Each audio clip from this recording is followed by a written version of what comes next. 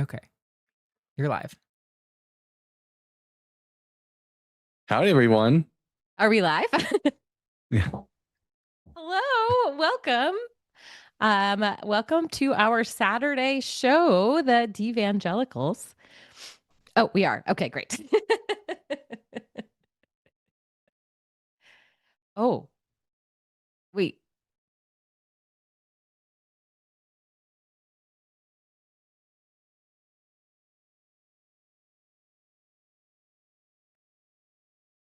Um, we just heard it all play back.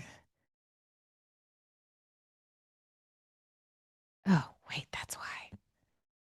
Sorry. Okay. Now I think I fixed why it played back. Okay. Are we good now? Are we live? I think we're good. Sorry, great. Hi. Hello. Happy to see everybody. I apologize in advance. What? Ignore that. Oh, okay. Great. Hello. I am Sara from LeavingFaith, and I am co-hosting today with the Bible guy. The one and only. The one and only. How are you?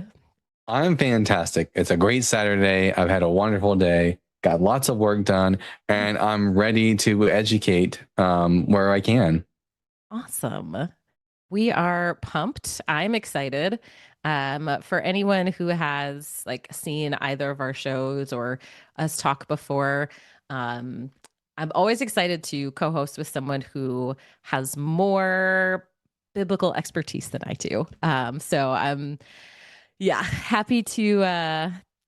I like to talk about hell and heaven and stuff, but the real prophecy questions, I'm very glad to co-host with you. I'm excited. And I'm always happy to co-host with someone who can mellow me out. Yep, that is what I'm here for sure. I think we have. Is there a caller in the screening room? I think. Already, that's fantastic. Wow. Well, there's not a label with it, so I don't know if that means they are good. Let's find out. You guys ready to find out? We'll see. It'll be fun. Oh, okay. Hello. I would like to talk about the historicity and some of the not failings of how we as atheists choose to argue our points sometimes, but more to the things that we should never just accept if we're talking about the Bible at all. Can I get your name? Ryan. Ryan. Hi. Nice to meet you, Ryan. You too. Thanks. Okay, so you're wanting to discuss the lack thereof of historicity, or how we should be arguing? Yes, how the argument should, I think, be presented. I mean, there are things such as Richard Carrier elements sometimes are applicable. Other times it's simply folks, they call out, oh, well, that's Josephus, and this is this, and he was a writer that did this. And it's like, we as just on factual nature, if we're talking about evidence and living in reality, we need to be better at sometimes, I think, calling out certain things like that. Calling out using Josephus? Of course. I don't necessarily see what the problem is with citations from Flavius Josephus for referencing. I mean, he was a first century historian, so if we're going to talk about first century Palestine, probably good that if we're going to talk about the histories. Oh, you're talking about the Testimonium Flavianum? Yeah, you're talking about, he was a known forgerist. Why? How is it that we can trust anything that he says in any writings when we know that? I've never heard this before, and I'm in a lot of scholarly circles. I've never heard anyone suggest that. I mean, the only thing close to this is that a lot of scholars are convinced that at least the TF, the Testimonium Flavianum, is at least in part interpolated, but I've never heard any scholars in the field suggest that Josephus was forging information. I mean, want to step in here at any point? I mean, and maybe I'm incorrect. It's very possible that I'm not schooled up on that. But I've come to understand that the writings of Josephus, published in the 2nd and 3rd century, are exaggerations. Well, not 3rd century.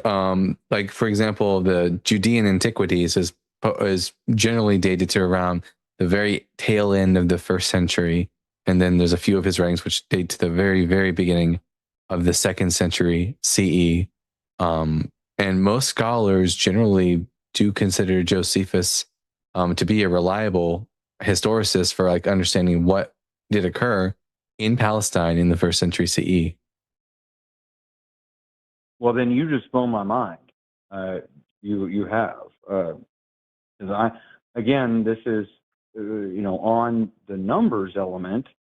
We're talking 3.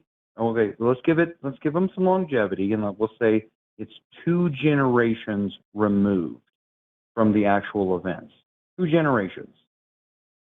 Well, some of the events that Josephus mentions are like a generation removed from him.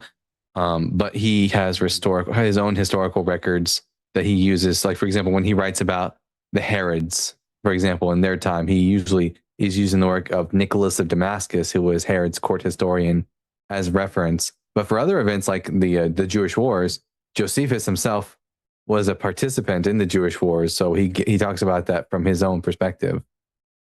So from now on, I should be like, hey, see Josephus, that is fact.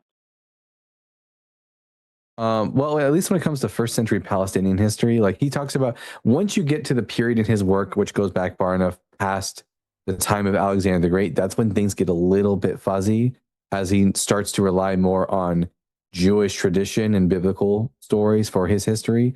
But when it comes to like Hellenistic period and Greco-Roman history, it becomes a lot more reliable.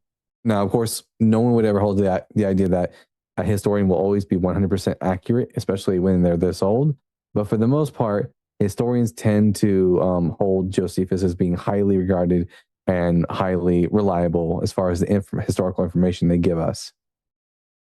So it sounds like you're wanting to make this like a black and white issue. Like, is Josephus always good or always bad? But I think as we deconstruct from religion, one of those things we can deconstruct from is trying to put everything into just one of 2 categories, totally reliable or a total liar. I think we can make room for a little more nuance there. So there is room for nuance with Josephus. Because again, he does have some historical records we can verify from the Roman records. So we know that he it's one of those things. Like, I think it's like writing a novel of that. Everything you watch a movie and at the very beginning it says these events are based on real events, and then they have a lot of latitude to deviate from that. I think that's and again, like it's just. It feels like we're coming from a weak place when we come from like, oh, where does the timeline start? Who are our sources? And I mean, we have to deal in fact. And to just, I'm sorry to interrupt, but so is the point you're trying to make here that all atheists should argue in a particular way. Like most atheists No, aren't even making a claim. no. Mhm. Hi, hi.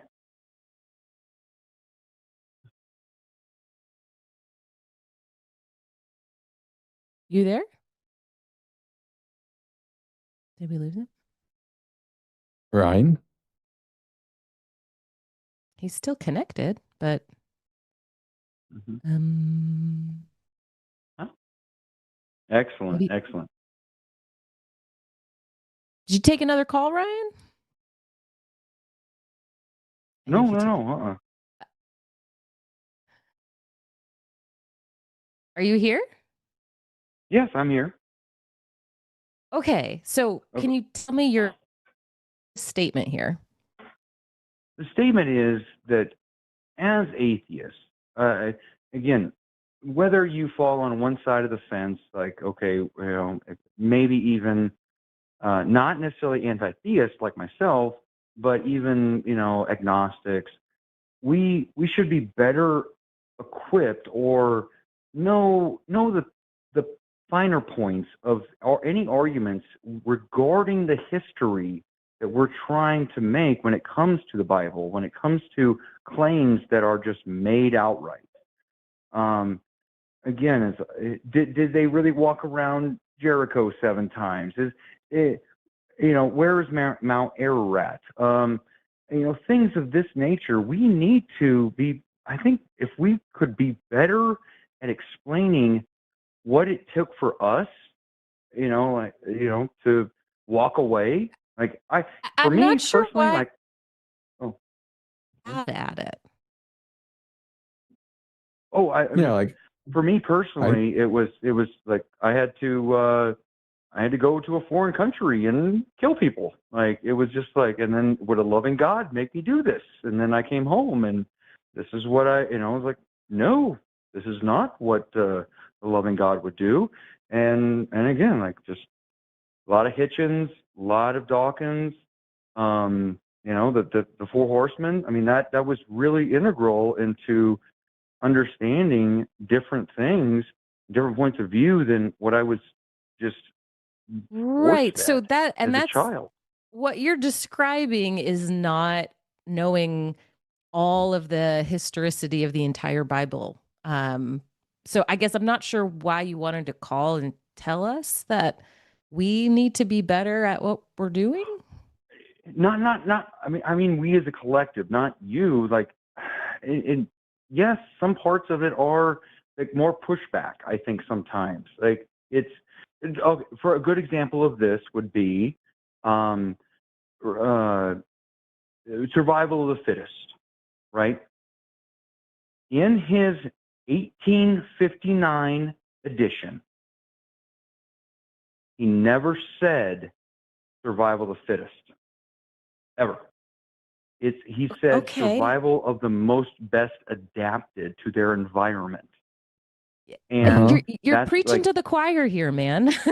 Yeah, yeah, if all no, you're saying is we need to be better at citing our sources, yeah, I tell people that all the no, time. I'm 100% behind you on that. We need to be very good at citing our sources if we're going to make claims about history and science and stuff like that.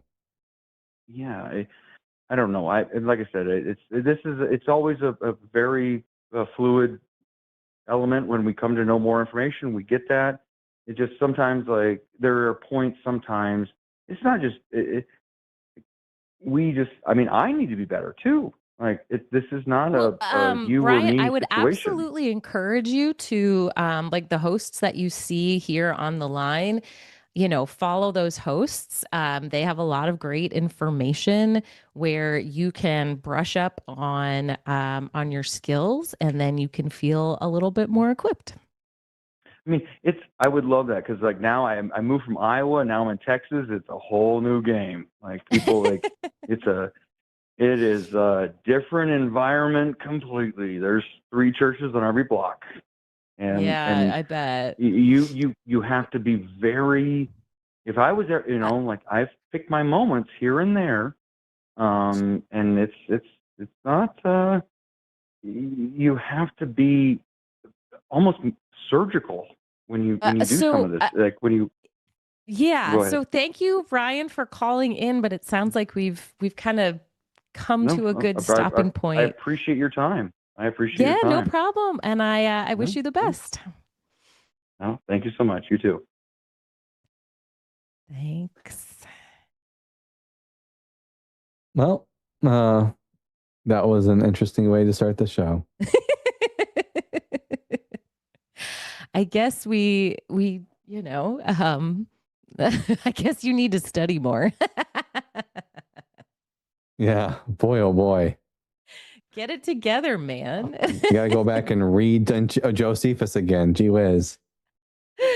To be fair, I have not read Josephus, so I'll take it. I'll take that on the chin. It's incredibly boring, so it's, I don't know. Yeah, you're not missing out much. A good Wikipedia article will do you just as good. Oh man. Well, we're waiting for a call. I think they're still in the screening room. But in the meantime, oh wait, nope, just kidding. Host queue. Oh, that means I can now, right? Okay, I'm sorry, y'all. I appreciate you bearing with me. But I think we now have another caller, Gladys. Let's see. Well, I'm Gladys. We get to talk to them. Hello. Hello, how are you? Good. How are you doing? Well, I just can't be any better. Well, fantastic. Well, what can we do for you? Well, I don't know how applicable this is to the show tonight, but I'm 70 years old. I've been an atheist for 70 fucking years. I cuss. I hope that's okay.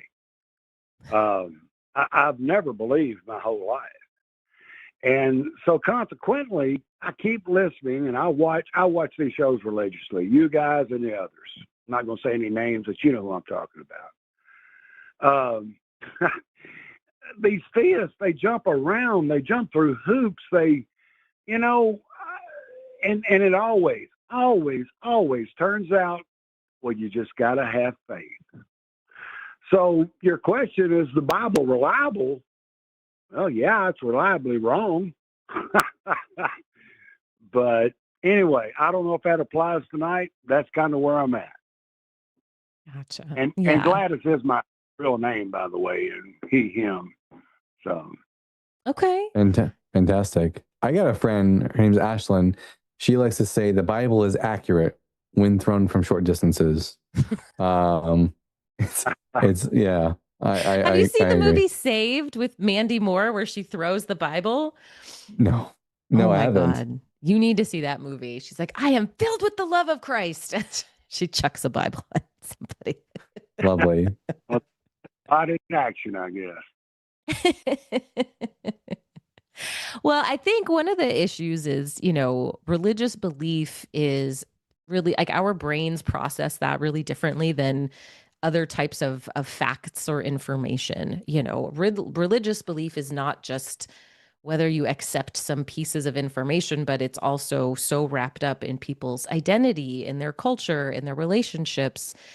And so people aren't simply using logic to arrive at that belief. And that's why I think discussing it with people who disagree with each other is so difficult, because you're not simply having an intellectual conversation, but you're having a conversation about something that is part of someone's identity, part of someone's history, part of someone's culture. And I think that's why it feels like it can just go in circles, because there's a lot more at play than just logic. And I agree. And that's where, honestly, I think I'm abnormal, because logic to me has governed my whole life. I was a programmer. I was an engineer. So it's ones and zeros and data.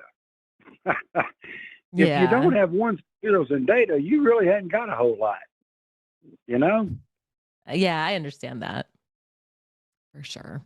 But anyway, thank you for taking my call. Like I said, I didn't know if that applied to what you guys were talking about tonight or not.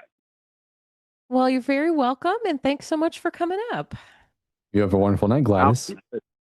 Y'all have a great evening. Thank you. Bye. Oh, well, he was lovely. Don't get Mattis, get Gladys. Absolutely. Oh man.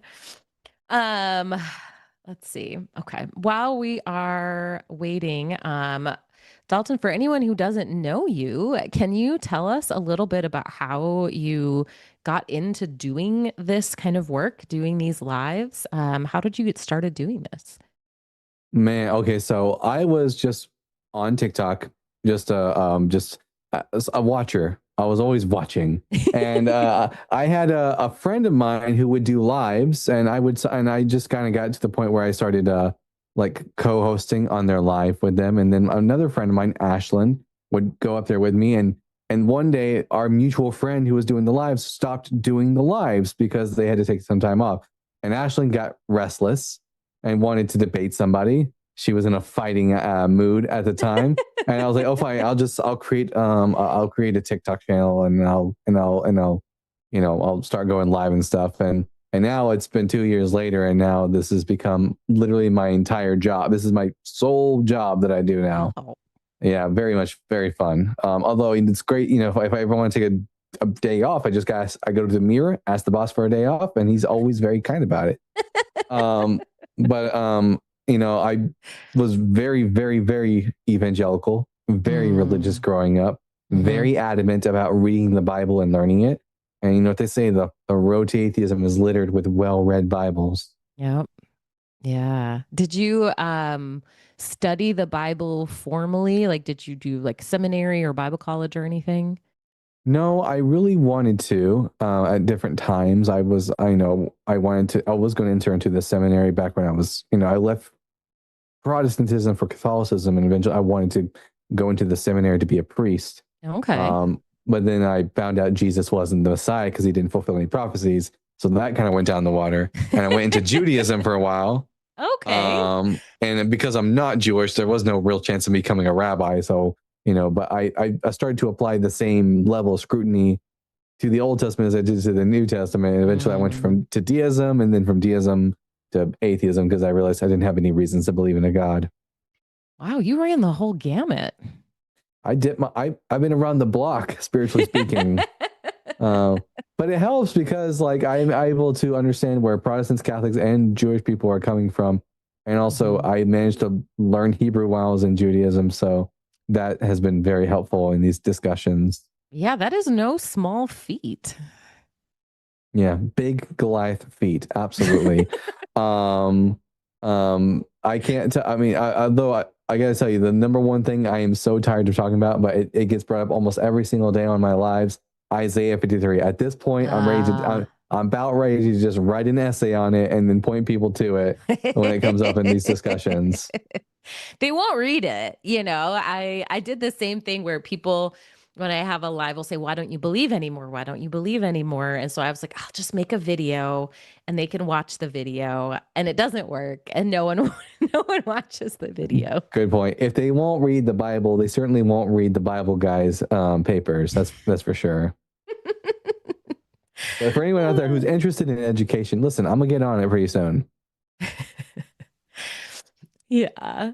I've heard that many people end up deconstructing in seminary. I know that happens to a lot of people too, where the more education you get, the more that you learn about the Bible and the history, it leads people to deconstruct. Oh, that's why they call it cemetery, because that's where Christians go to die. Oh, that's so bleak. Oh no. At least that's what Justin says. I wouldn't know. I didn't go, but Yeah.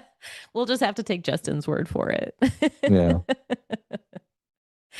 But there actually is a whole, I forget what the nonprofit is called, but there's a nonprofit organization like specifically for people who the Clergy Project. Yeah. That's right. And I feel lucky that when I deconstructed, while very fervent, it was at least not my occupation. I was not paid professionally to be a Christian. And I can't imagine how difficult that is, if you're a pastor or a worship leader or something and you deconstruct, it's so much harder. You don't have training in any other field at that point. And so it becomes very difficult if you're leading a congregation. But who knows? You got Christians, you might be out there, you might have a pastor who's secretly an atheist.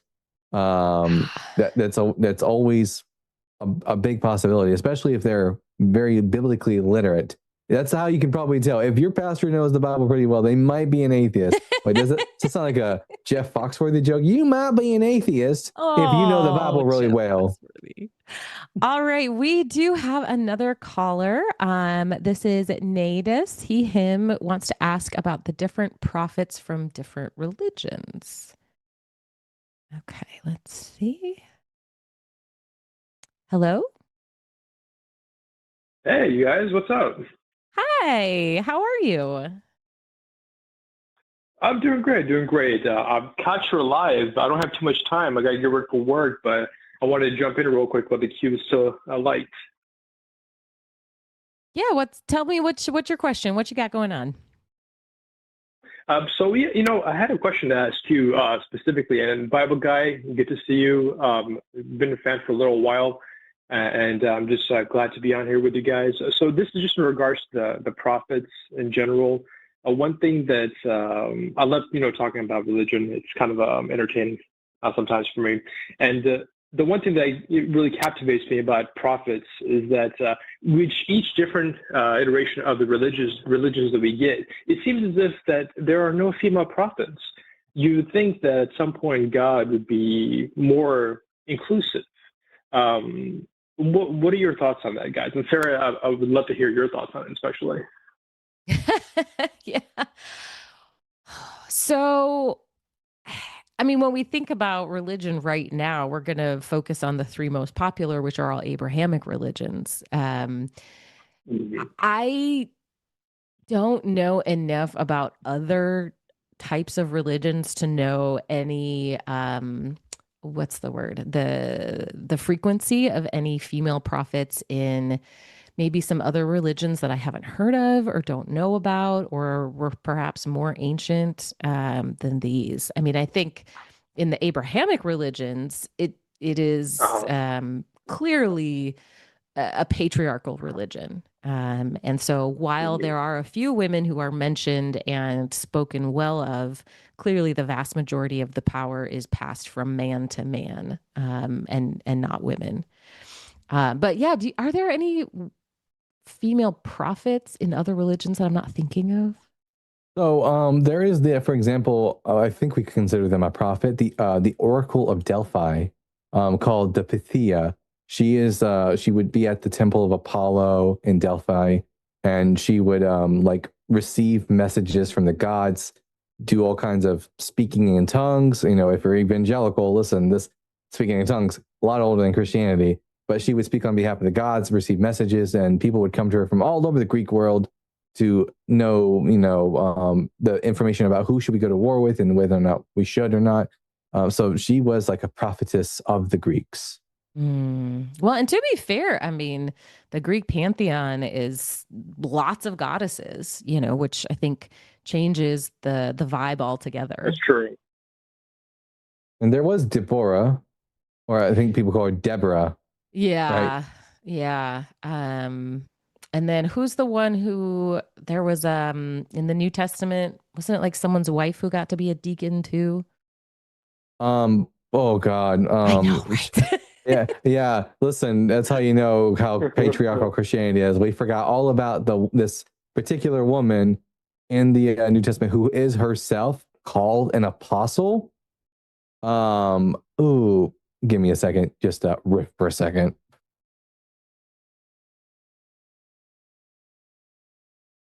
I know. I'm like, I wonder if someone in the comments knows it. But it is, it actually makes me feel frustrated when Christians will say, but this one woman and this other one woman in the Bible, and like, they're like, Esther gets her own book. Like, well, Esther doesn't have a whole lot Sarah, of age. when I watch your lives, and especially like when you're with DEvancelists, and you would say something so profoundly accurate and amazingly well spoken, and the guy would be like, yeah, whatever, and I just want to jump into that screen and just shake that person. I'm just like, what is wrong with you? It aggravates me so much. And your patience with those guys, there's some women too. There's also on the other spectrum, but it just really, it just really pleases me to see how well you take those phone calls. Well, Absolutely. By the way, it was Romans 16:7 where Paul refers to Andronicus and Junia, who are prominent amongst the apostles. So there's a woman named Junia who is an apostle in the early church. So like the one and only, basically, that we know of. The one and only. I would not have pulled that name. I'll have to look that up because I didn't realize. Phoebe's also a prominent deacon. Right, and as you said, they're Greeks, they're prophets, they're women who are prophets, so to speak. So I'm gonna have to look those up. I'm really interested in those storylines. The one thing that really interested me also was I spoke to an imam, I think that's what they called in the Islam religion, and we got to talking about how they're based on the Abrahamic religions. They're the one true religion based off of the other previous religions. So, and I asked them the same question. I was like, okay, we've seen all these other religions. Their prophets were mostly men, majority men, and from what we've gotten so far from them, it seems it was just biblical war and annihilation of other people and children and all these crazy stories of the flood. Why is it that not one of those times God was like, you know what, I think we probably should give the reins over to women, at least one woman prophet, see what happens? And you could see in his face, his reaction, the wheels are kind of churning a little bit. I'm like, do you really think that God would be so cynical to think that, okay, we might not need any women prophets whatsoever? I think that would turn the tide at some point. And I mean, that's a part on the Noah story or Moses story. I think there are so many people, and this is both men and women, who are raised in that religion and genuinely believe that women are bad leaders simply because they were born as women. And again, women hold this, like both men and women can be kind of victims of this patriarchal structure and believe that. Sure. And it does not, so for some people, it doesn't even strike them as weird. It just strikes them as the natural order of the world that, well, of course, men are always the leaders and that's how they're made and they're just better suited for it. And that's that.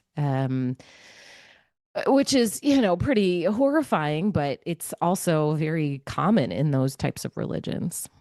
I've personally spoken to women who have told me online that they said, listen, women shouldn't be in in leadership roles in the government and stuff like that. Like these women are telling me this. But honestly, I think that, if we're going to talk about who is the most temperamental, most emotionally driven individuals in government, it's going to be the men. Maybe we need a few more women in there, maybe to chill things out. Well, that was a great point there. I agree with you 100%. And that's why I want to call into you guys. I wasn't going to call into DZ debates, but that guy's so popular now. He's and he mansplains all the time. So I figured I'd give you guys some room to communicate. But all in all, you guys do a great job. I'm going to get going, so I'll let you guys get on with the rest of the live, and hopefully I get you guys some other time. Awesome. Thanks for coming. I appreciate it. I appreciate you too. Take care, guys. Bye. Bye. Well, he was lovely too. Yeah. No one has yelled at us yet. This is great. I know. This is the most chill and relaxed I've ever been in one of these calls before. Ta-da! World peace accomplished. Wow, that's crazy. I think that's it. I think that we have solved all the problems and we're good and it's all done. Let's just give it some time. I'm sure someone out there is ready to yell at us. Listen, Christians. I'm Dalton, the Bible guy. This is Sara. And guess the Bible's not reliable. I don't think it is. I've read this thing back to front and found it lacking and wanting. But if you think it is reliable, I'll tell you this. Primarily because Jesus wasn't the Messiah. He didn't fulfill a single, not one prophecy in the entire Bible. That's why it's unreliable. And also the flat earth stuff. So come at me, Christians. Oh no, the flat earth stuff. That one's painful. That was actually the thing that led to me deconstructing away from the Bible altogether. Is I was part of a Bible group that would, meet every Saturday for Bible study. And there were people in the Bible study that started showing me all these flat earth passages. And listen, while I was a young earth creationist, I was not willing to even go that far to talk about, to believe in flat earth. And I'm laying in bed one night and I'm thinking to myself, light has a speed. I remembered that from high school. So I was like, okay, if light travels this far, what's the farthest star that's farthest away from us that we can see with the naked eye? Turns out it was some star called V762 Cass and Cassiopeia. I know, super sexy name. And it turns out it was like 16,000 light years away, which makes the universe at least 10,000 years older than what I thought it was. And that's what got me started on my deconstruction. Wow. Okay. Even though my profession is in science, I took a much less scientific approach than doing the math on a star. I'm very impressed. I'm just glad I had Google at the time. That's all I gotta say. Yeah, well, that's fair. I wanted to get into the sciences when I was in the 6th grade. I wanted to be a paleontologist because my favorite person was Ross from Friends. That's what I grew up watching. Anyway, and then I got Ross was your favorite? I thought paleontology was cool. I mean, listen, I didn't want to get divorced 3 times or anything like that, but I thought paleontology was the shiznit. And Ross is the worst one. Listen, hindsight 2020, he is a psychopath, no doubt, absolutely unhinged. But he had a cool job. But so I wanted to be like him in that regard, at least. Okay, you could at least want to be like the paleontologists in Jurassic Park. Like their jobs looked way cooler than Ross's.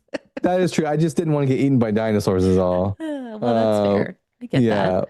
But then I got religious and I forgot all about my scientific endeavors until I was already out of high school and had to catch back up. Yeah. I was a young earth creationist until, I don't know, maybe middle school or something. You wising up faster than me. But I did believe in demons and spiritual warfare and prophecy all the way until I was, 25. So you win some, you lose some. Yeah. Yeah. And man, who knows about the alternate universe where I never got religious and now I'm the dinosaur guy. And that's what I'm talking about online. You can still do it. I think it's a bit too late. I don't know how my Hebrew is going to work out in the paleontology department. Like, guys, you want to hear what the Hebrew word is for lizard? No, not relevant. Okay, moving on. You know what you could do is go on a reverse Ron Wyatt tour, right? Like go to all the sites that Ron Wyatt has claimed to go, and you can be like, I'm just as well trained as he is. Let me go look and see. This is nothing. This is a pile of rocks. That's not Sodom and Gomorrah. That's a mountain. I can talk about how I didn't discover the Ark of the Covenant. Yeah, that's fantastic. It's a lot easier. I think it'd be a lot easier to do a show where I just talk about the things I didn't find. Yeah. Mm-hmm. I think people would watch that. Absolutely. You make it happen, folks. Yeah, if you guys want to send Dalton to some historical sites so he can look at them with his untrained eye and determine nothing is there, let's do it. Let's fund it. I'm ready. Anyone in the queue? No, we do not have anyone waiting to talk to us at the moment. Tisk, tisk, tisk. I know. I mean, I'm happy to keep talking about Ross. Ross can. Which, by the way, there are so many ways that they portray academia that are so inaccurate, and it drives me bananas. I didn't realize it until much later in life. I'm like, who? Imagine having a friend group of a bunch of mid-20 somethings, but one of them's a PhD is wild. That was, and one of them's a chef. That one's weirder, honestly, because I was the PhD person in my mid-20s with my group of friends, and I promise we're not that weird.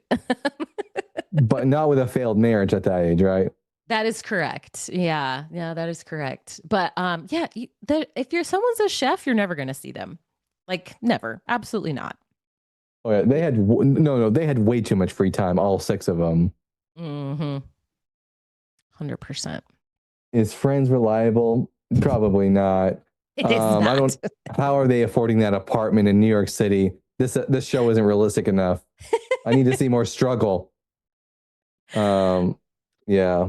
I don't know. Have you ever seen those videos like someone clipped Ross, but they got rid of the laugh track, and it's him talking about him losing his sandwich in the department, and they have like this terrifying music and green filter over it, and he really does look like a psychopath.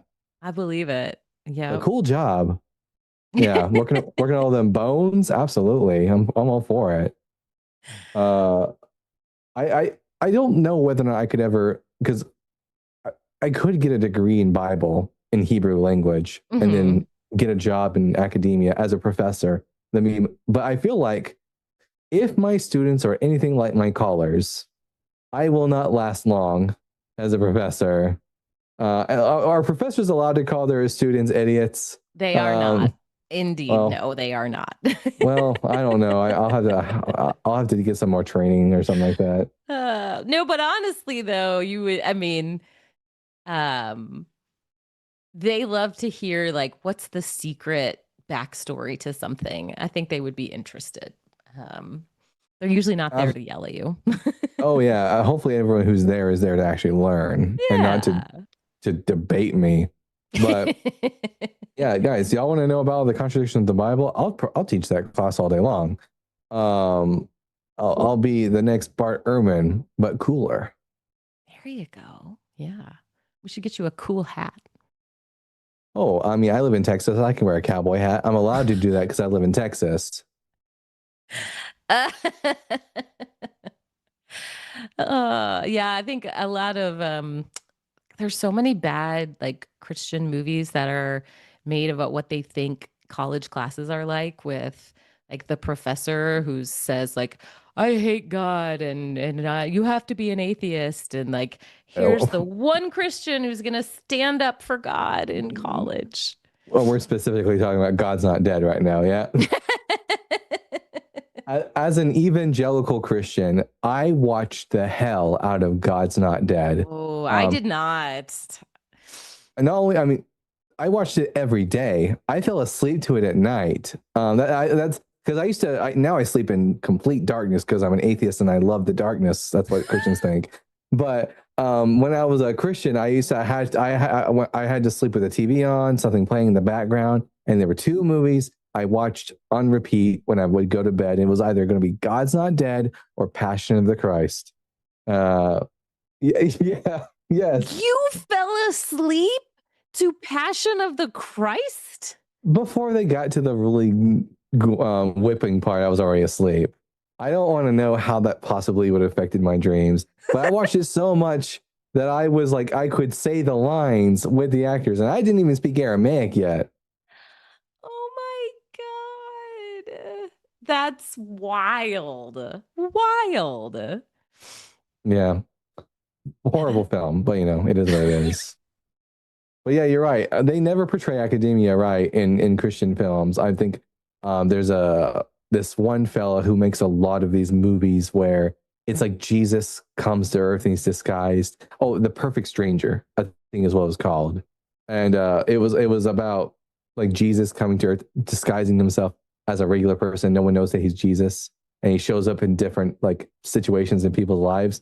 And there's one where it's Jesus auditing a college class, And he did. Now that I think about it, I should go back and watch that and do a rebuttal, and I can actually finally rebut Jesus to his face. There you go. Perfect. Someone said psychopath in the making, like falling asleep to Passion of the Christ. Yeah, that just it's a huge red flag. Absolutely. Luckily, I grew out of it, guys. Oh no. Someone says professors can indeed call their students dumb. No, we absolutely cannot. That is incorrect. You are not allowed to do that, even if you're tenured. Yeah, you got to say something a bit smarter, like you are. I don't know what the smart way of saying dumbass is, but you are intellectually deficient. Get out of my class. No.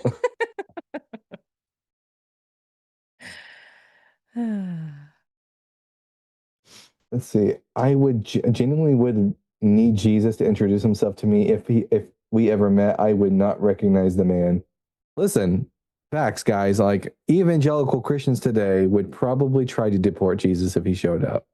ICE wouldn't have it. They would be all over it because he's not white Jesus. Yeah. We aren't debating because no one has called in. Please call in. We would love to take your call. Absolutely, Christians. I promise I won't bite unless you ask me to. I'm really chill. And Sarah's here to mellow me out. I'm very nice. I promise. Yeah, and I'm so chill right now, guys. Like I promise I'll be nice too.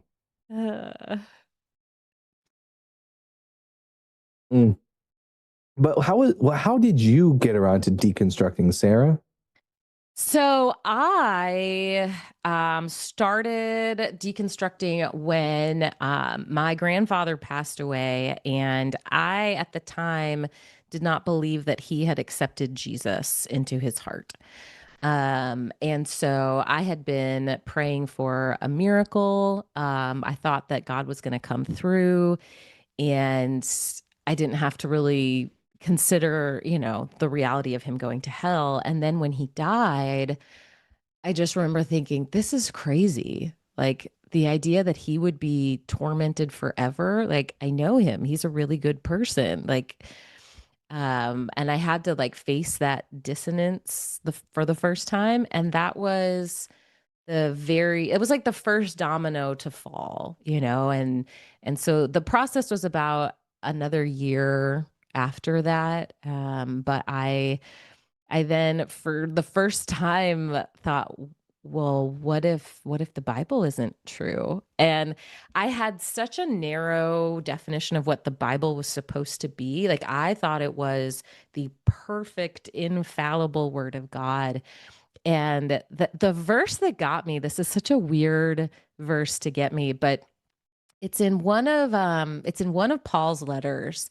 And Paul is giving some rules to one of the churches, and he says, here's this instruction. He says, the Lord says this, and there's the instruction. And then he says, I, Paul, comma, not the Lord, comma, and then gives an 1 instruction. Corinthians 7, the instructions on marriage. Yeah, this is not coming from the Lord. This is my personal opinion. Yeah. And I was like, wait a minute. Hang on. Like, I thought this was supposed to be the perfect word of God, but now Paul is editorializing. Like, how can I trust the rest of Paul's letters? Like, is he editorializing in the rest of them? And that kind of got those dominoes falling too. And then once I wasn't sure if the Bible was true, then I was like, wait, is any of this true? You just made me think of something, because I know there are so many Christians who believe that 100% of the Bible is inspired by God. It is God's speech, essentially. Mm-hmm. So if Paul says, what I'm saying is not coming from Jesus, and that's inspired by Jesus, did Jesus say, is Jesus lying to me? Mm-hmm. Either it is from Paul or it's not from Paul. Christians, the Bible, and yeah, again, if Paul is making up this, like there's other reasons. Like when I was on my way out of the Christianity, and I was deconstructing and stuff like that.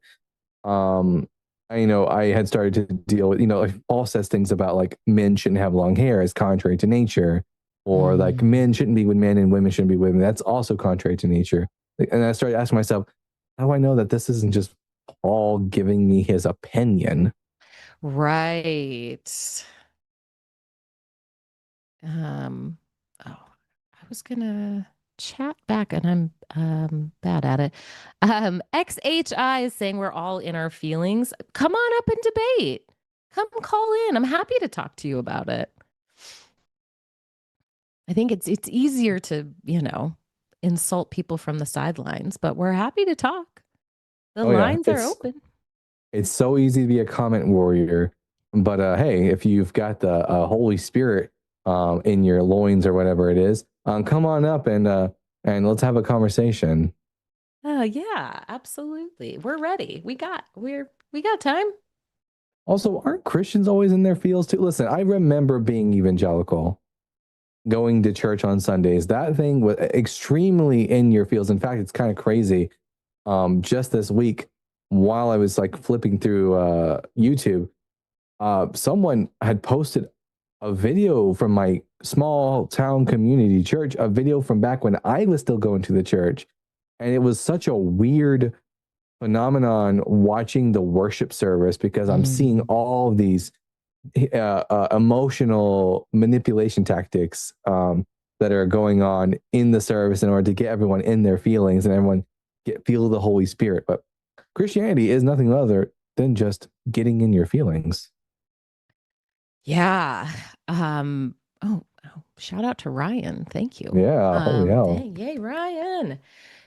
So yeah, it's so interesting when you ask Christians like why the Bible is true as opposed to all these other documents. And it ends up like at the end of the discussion, it always ends up, well, you just have to have faith. Well, I just believe it's true. Like, I just know it in my heart that it's true, which is a feeling like that you have arrived at that conclusion via your feelings. And that's like, if that's your perspective, that is fine. Like I'm not here to criticize that, but let's be honest about what that is. Like, if you believe the Bible because it feels true, okay, like let's start there. But let's not say that anyone who disagrees with you is in their feelings, but not you. Listen, Christians, I'm the kind of person that my number one priority in life is to believe as many true things as possible and to disbelieve as many false things as possible. And sadly, or not sadly, I really couldn't care less. Faith just isn't a good mechanism or tool for like getting to the truth. Faith is the way in which you get tricked into believing things that aren't necessarily true. It's how you get into LLMs, for example. Like, I'm just not interested in selling your essential oils. MLMs? LLMs? MLMs. No, I'm thinking of large language models, which is like ChatGPT. MLMs. Thank you for that. Gee whiz. But yes, all these acronyms. Be cautious of MLMs too. Yeah. I've never had an LLM try to set me up on an MLM. That's crazy. ChatGPT trying to tell me some oils. Not yet. It'll happen eventually. Yeah. It absolutely will happen eventually. For sure. I remember, speaking of like, so the topic you tend to talk about the most, at least when I'm strolling by and I find the Sara show playing, it's always, you don't deserve hell. Do you think that, in your opinion, do you think hell is going to be one of the biggest, most irreconcilable dogmas of Christianity? Yeah, if you're claiming that your God is love and that your God is good. And I think for me in particular, I push it so hard because I think it's the teaching that does the most damage. So even though I also don't think it's correct, I think it profoundly affects how you see yourself and how you treat other people. And the idea of, if you are in a religion in which you have to accept that the majority of human beings are going to be tormented forever, you have to turn down your empathy in order to accept it. The most common things I hear from Christians when I talk about hell is they chose it and they deserve it. And it's a way to separate yourself from suffering. Well, I don't have to feel bad about their suffering. It's their fault. They did it to themselves. And it allows you to really vilify people, to dehumanize people, and affect how you treat them now, in this life too, if you're completely okay with them suffering infinitely.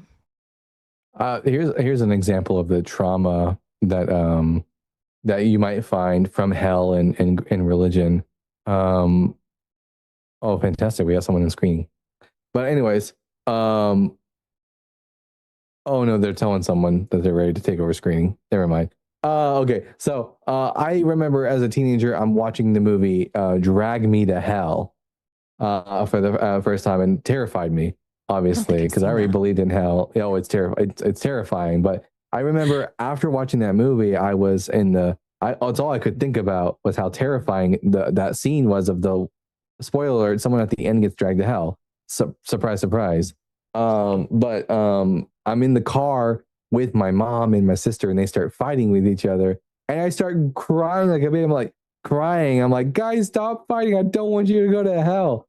That's the kind of trauma that this sort of belief system induces upon children.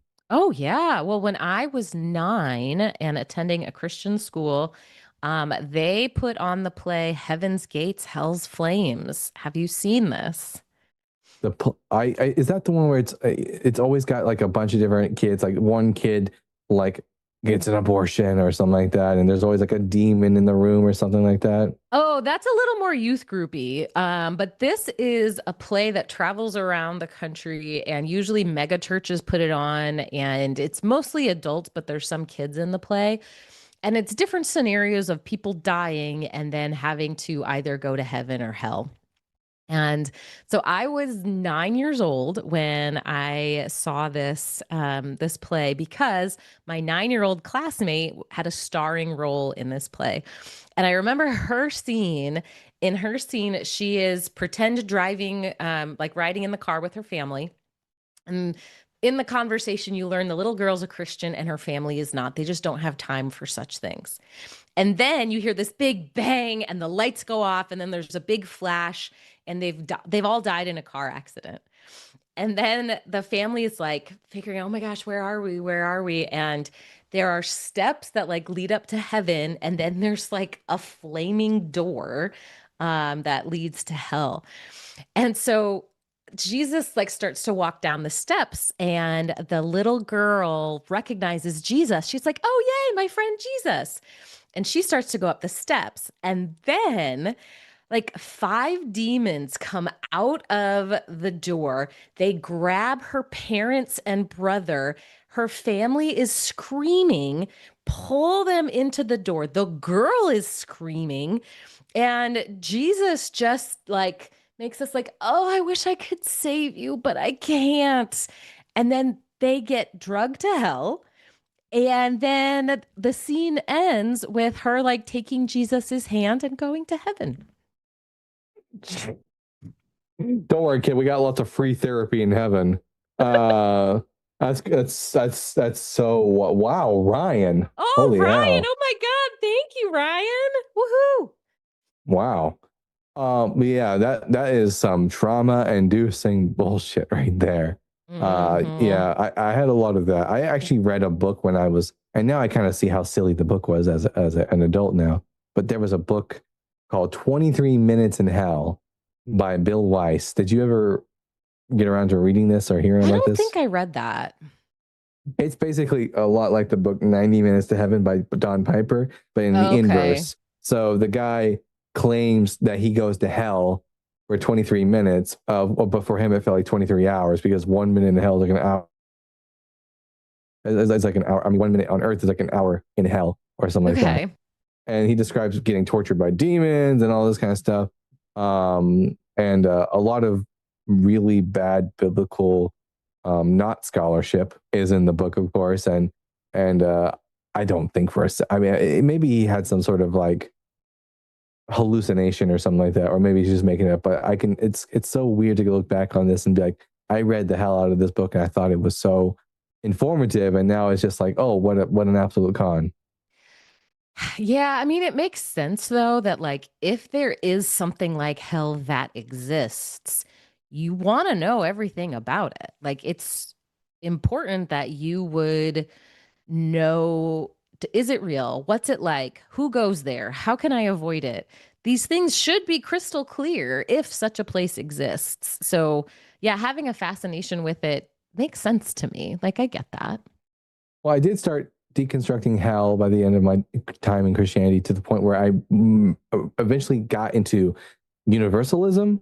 Okay. Yeah, so that helps actually. So like by the time that I had officially left religion altogether, I didn't have to deal with the normally when a lot of people leave religion, they have this trauma of like, well, I'm scared of hell.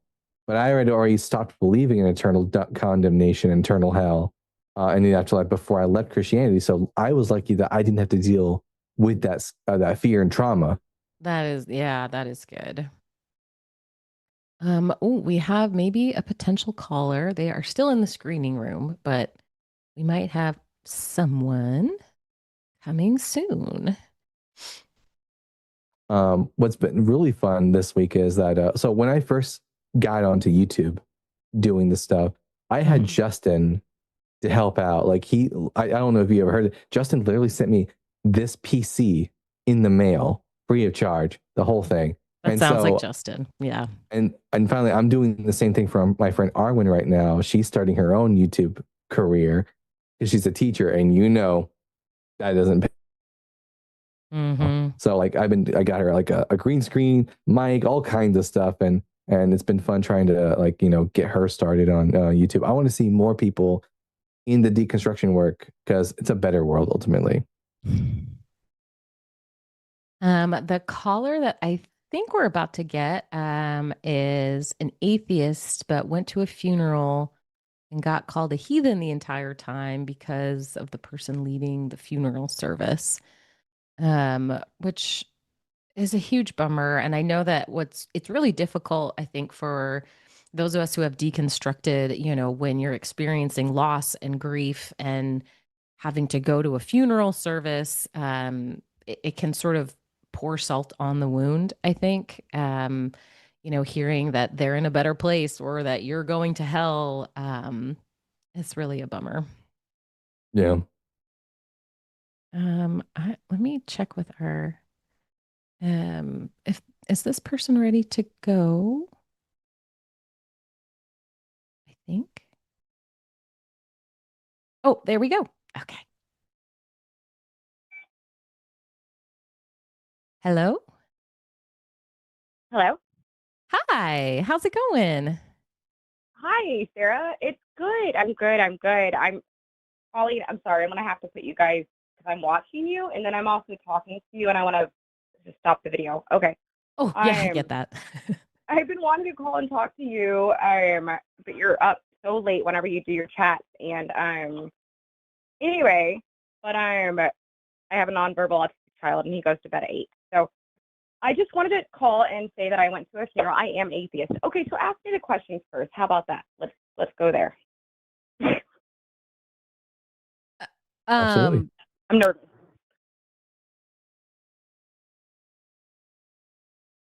Hello? What? Oh, hello? Sorry, I thought I lost you there for a second.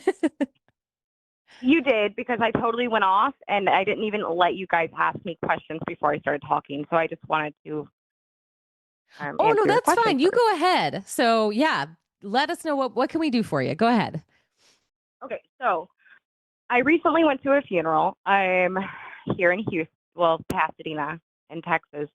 And this guy was 60-something years old. He was the musical director at a bunch of musical theaters in Houston and stuff like that. And it was so off-putting, the entire service. It was at Second Baptist in Pasadena. And so, the preacher guy that was doing the whole service he just kept calling us heathens. He said the only reason why we're there today inside this church is because that was the only way that Glenn knew that we would step foot in a church. And he said, because you all are heathens, and there's no way in hell that you guys would step foot in a church unless it was for Glenn. And it was a 2.5-hour service too. Oh my gosh. I stepped out 3 times for a cigarette. I'm sorry, I did. Because it was just them bashing us and reading New Testament scripture. And I was just like, I wanted to scream, like, can we just start with the Old Testament first?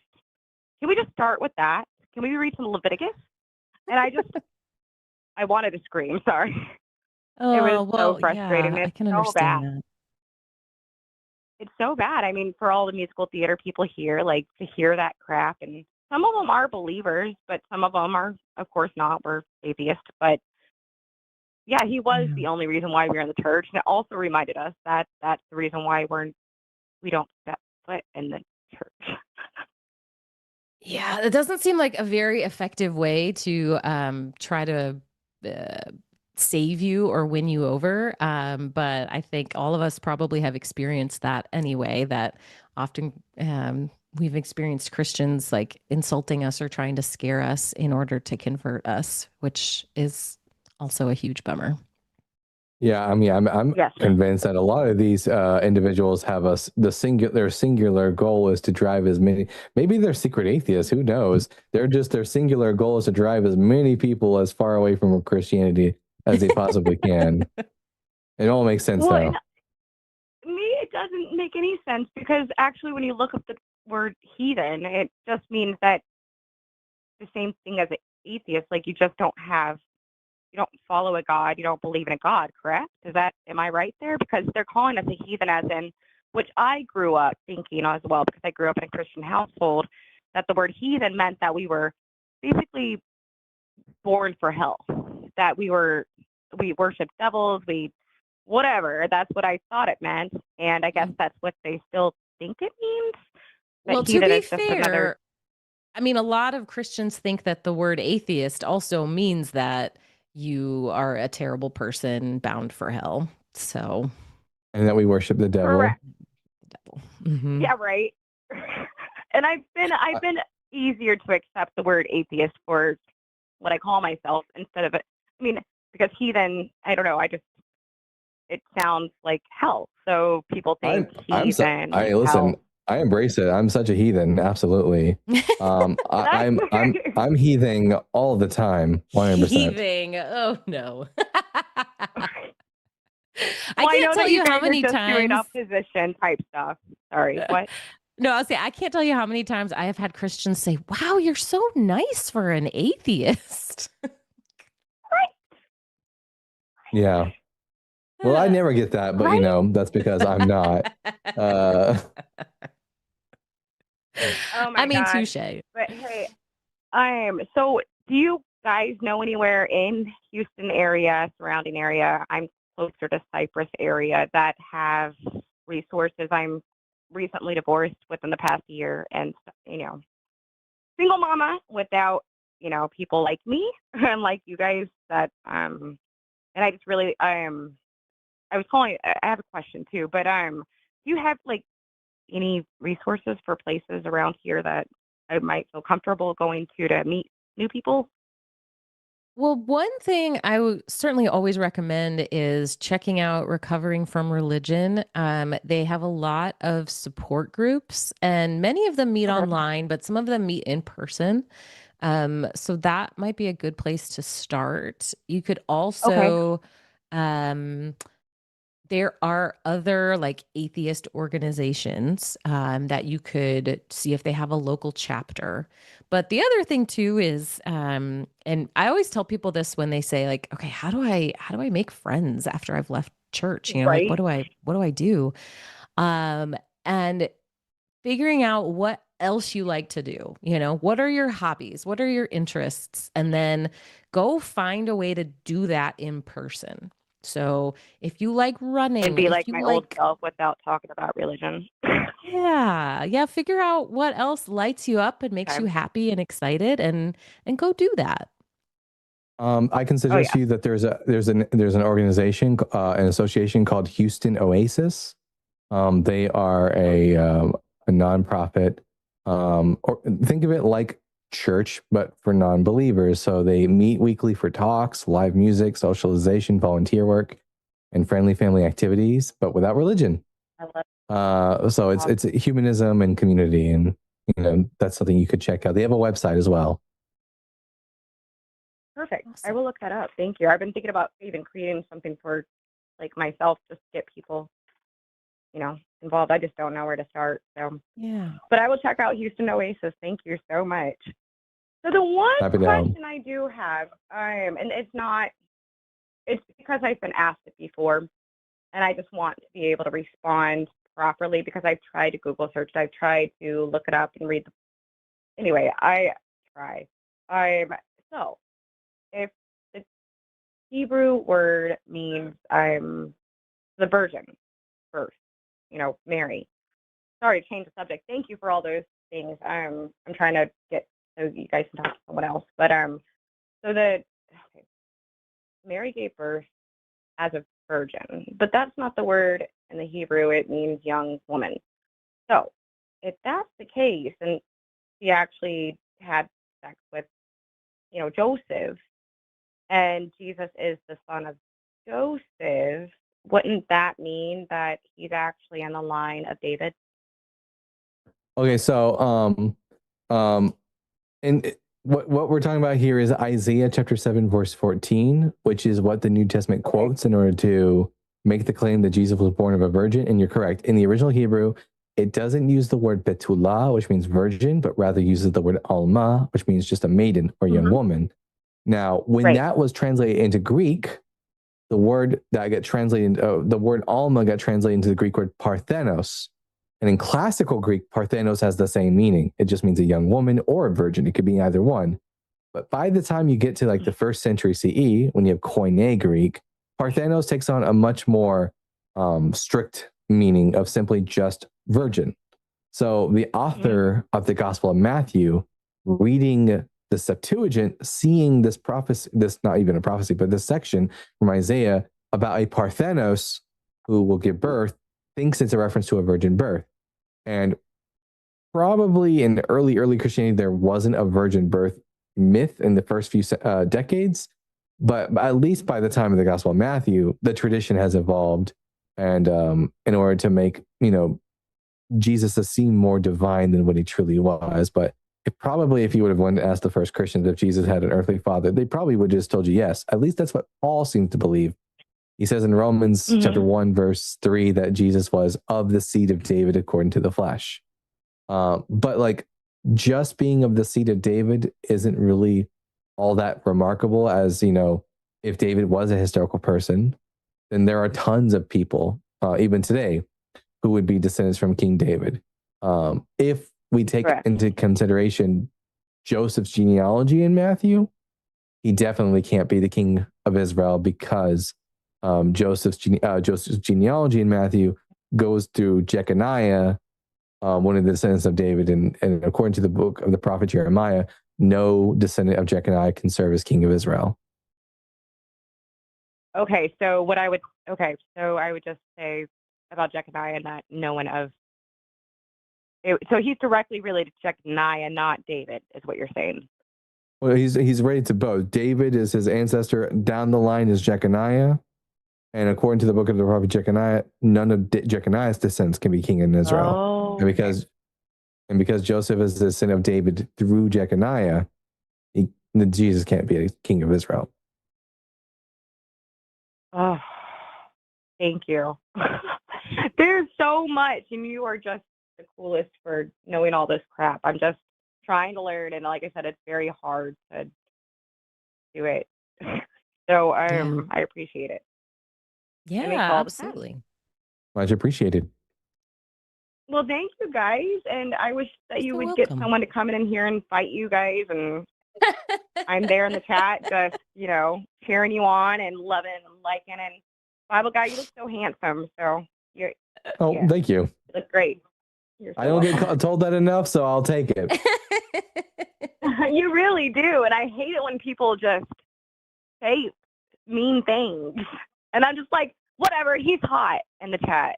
He's so good looking. So You look great. Much appreciated. Thank you. Well, thanks for coming in. I You're so appreciate your welcome. time.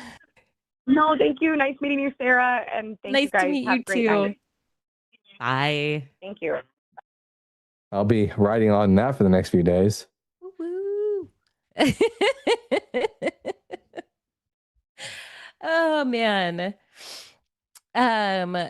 Yeah, she's right though that it is so like there is so much to know if you're wanting to like deconstruct prophecy or look at genealogy. Like I completely understand why people are overwhelmed by it.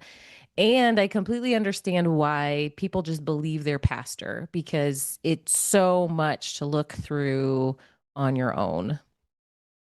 I was always a black sheep. I never believed my pastor. I was already challenging my pastor when I was 16 years old. I actually once got kicked out of a church for challenging the pastor on Facebook. He said something I didn't agree with, and I just full on debated him. I was always meant for this. I was very obedient until probably like grad school, and then I was living somewhere else, so I joined a new church, and the head pastor there clearly was not an intellectual giant, let's say. And so that was the first time I like took time to challenge the pastor, being like, is that right? Like, are you sure? And yeah, he did not like that super much. There was one time where I asked him a question and he emailed me back and it was just copy pasted from Wikipedia. And I was like, oh. That's so funny. He didn't even try.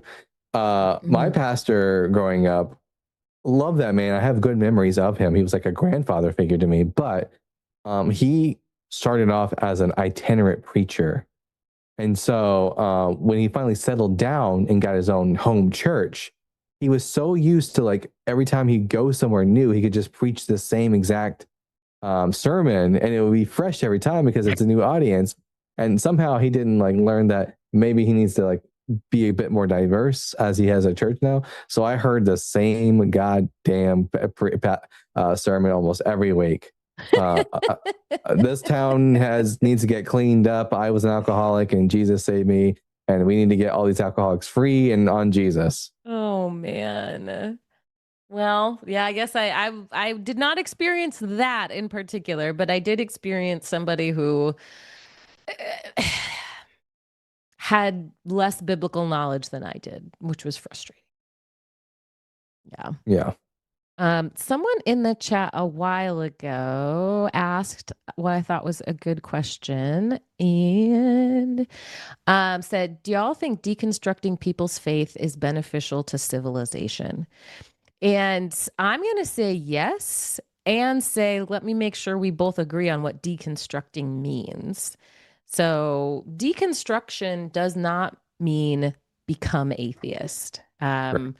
So to that person, I don't know if that's the definition they were using or not. But I think it's beneficial for every human being to examine their beliefs and figure out why do they believe what they believe and how did they arrive at those beliefs. So yes, I think that is good for all of us. Yeah, absolutely. I agree. It's always good for people, critical thinking. It will always be good if we can get people to engage in critical thinking and they don't even necessarily, even if they just become like a more progressive Christian, I'm all for that. I always said that if I could either choose that every time I talk to one person, they always become an atheist. So I can talk to one person at a time, or I can click my fingers and all fundamentalist Christians tomorrow become progressive Christians. I would take the latter just because it would result in a better world. Yeah, I mean, I think what is really important is people.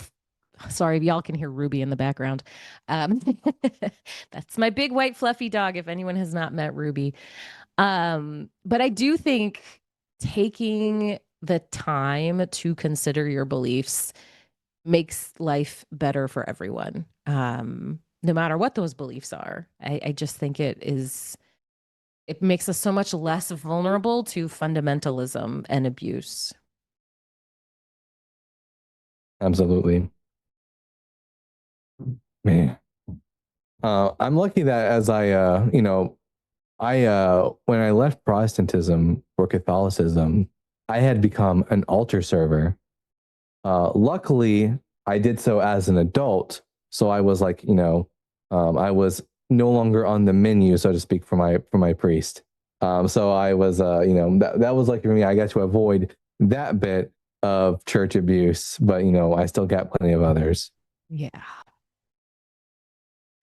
Yeah, But that's Christians, dark. just in case anyone out there is thinking these people left Christianity because of church hurt, just so you know, I enjoyed church. I left it because the Bible was BS. That's why I left Christianity, and I don't think the Bible's reliable. But if you think it is, call on in. Oh, we might have someone. All right, someone is being screened, so we may have someone soon. Oh, I think they're a Phil bro. Oh, lovely. All right, watch my patience evaporate. Yeah. Speaking of people who are determined to drive people away from Christianity.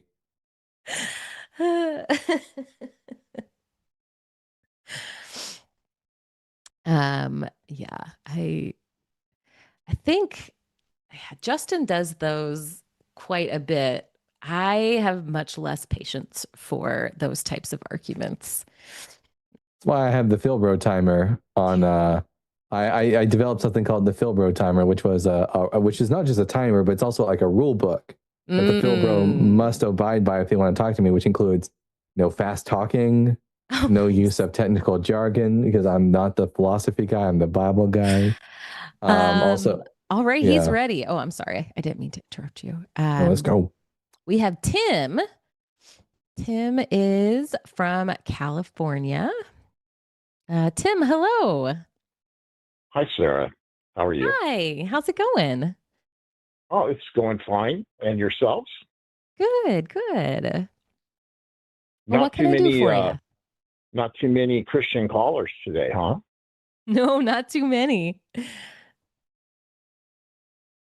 Okay, so what I would like to get to and talk about and discuss is that just as Christianity is a matter of faith on the Christian's part, so is atheism on the person who deconstructs or the agnostic, frankly, too. You're going to have a tough time making a case for an agnostic relying on faith. Yes. Well, I think that the agnostic is really just an atheist. It's a dodge. Okay. So if you're going to say that you don't know whether or not God exists, you're really implicitly denying that God exists. It's I really disagree. a matter of faith.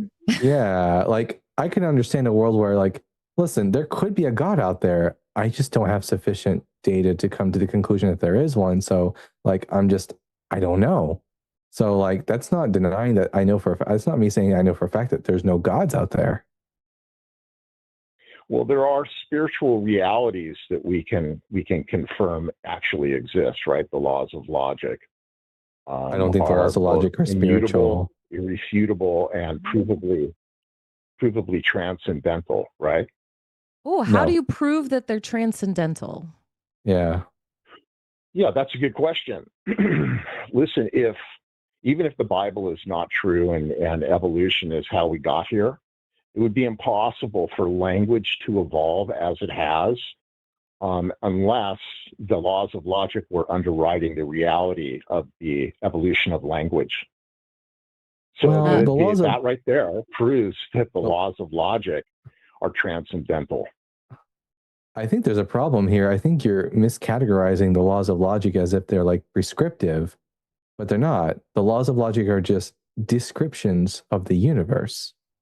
There's not like a tablet out there with a giant cosmic Moses that says the laws of logic have the laws of logic prescribing how the universe ought to function. Well, the point is that the laws of logic are actually on the scene of reality before human beings could develop as we are. So you made a claim. Sorry. You made a claim about that, but you didn't actually give any evidence for that. What is your evidence that we could not have developed language any other way? Yeah, well, in order to have any rationality at all, you have to have the three laws of logic in existence. Okay, so the fact that we're having a conversation proves that the laws of logic exist, because you can't nail anything down in reality without just, first of all, the law of identity. A is A. Okay, if the laws of logic don't exist, then we all. Well, they don't exist in the sense of like, there's not like some plaque out there that says the laws that the universe must obey this. No, it's just that the universe functions in a way we came about with our brains and our ability for speech. And then we started to describe the way that the universe functioned. And we call that description the laws of logic. Yes. Can you demonstrate that these laws the laws exist of logic, outside of humans? It would be impossible. Like I made the point before, it's impossible for that's language that's a to claim. evolve. You're making for a us to claim. communicate You're not without the showing laws us of logic evidence. writing the parameters of reality. The laws of logic do not create the parameters of reality. No, Can you the laws of demonstrate? logic are an immutable aspect of our creator, in my opinion.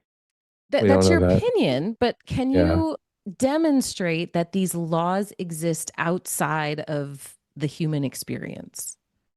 Yes, I did by pointing out that it would be impossible for human beings to evolve as we are, being able to communicate.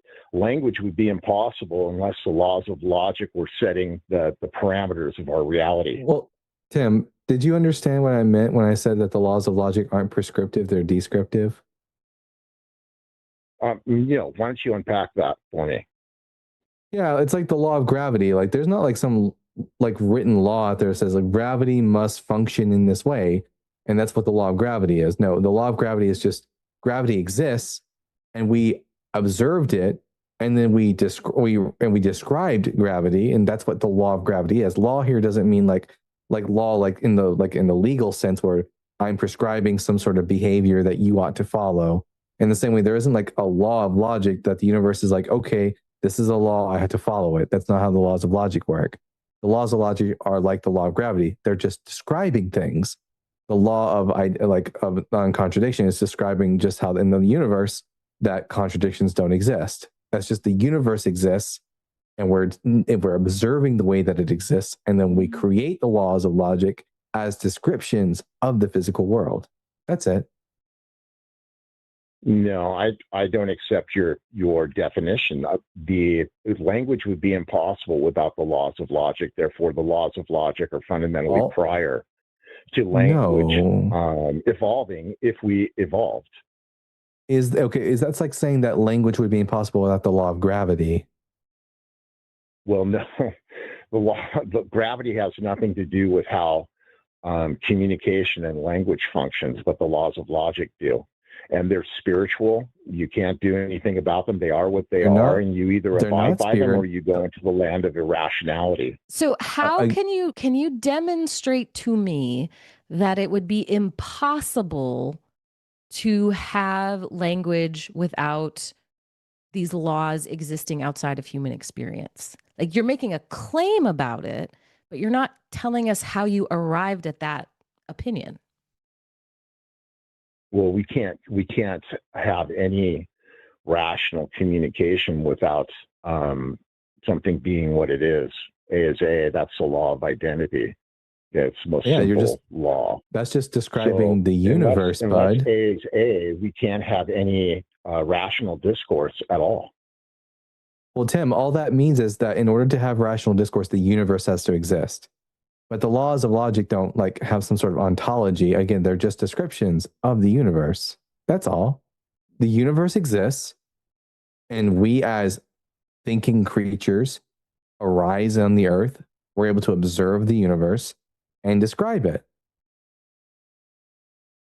No, I don't buy your rationalization there. The laws of logic must be in existence prior to it's your worldview that everything evolved, right? Which would include language, human language. Prove it. It would I be don't. impossible. I don't have. It's impossible I don't see. listen, it's impossible for us to communicate. Hang on. He was speaking. Let him finish. I muted him. Go ahead. Oh yeah. As far as I can tell, we don't have any evidence that the laws of logic really existed prior to Aristotle in the 4th century BCE as like a formalization of anything. The universe existed, but we didn't have the laws of logic, dude. Hello? Hi, you were muted, so now you're unmuted. Go ahead. Okay, well, I don't do me a favor. Don't mute me in the future. I'm not interrupting anybody. I have some points. And if you I'm so sorry, but I couldn't resist. Wait a minute, was this the Tim show? Did I call into the Tim show? I don't remember that. Tim, what makes the laws of logic spiritual? I don't understand your rationale there.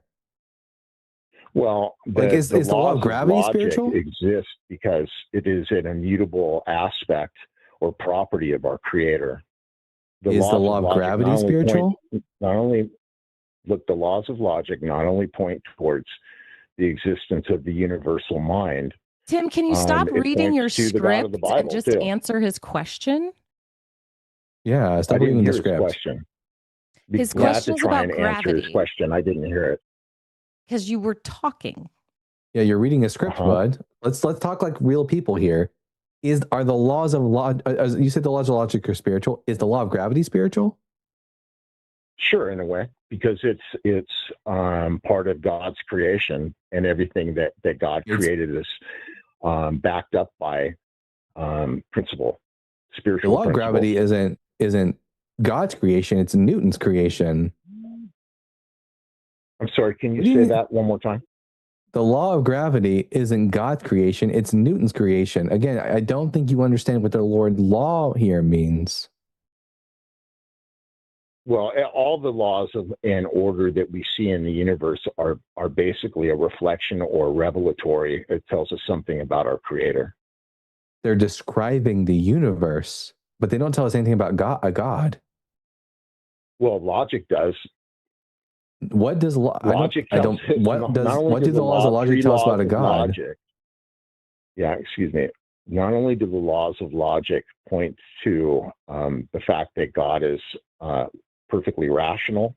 Okay, it's impossible for God to be irrational because He is logic. It also points to the Trinity.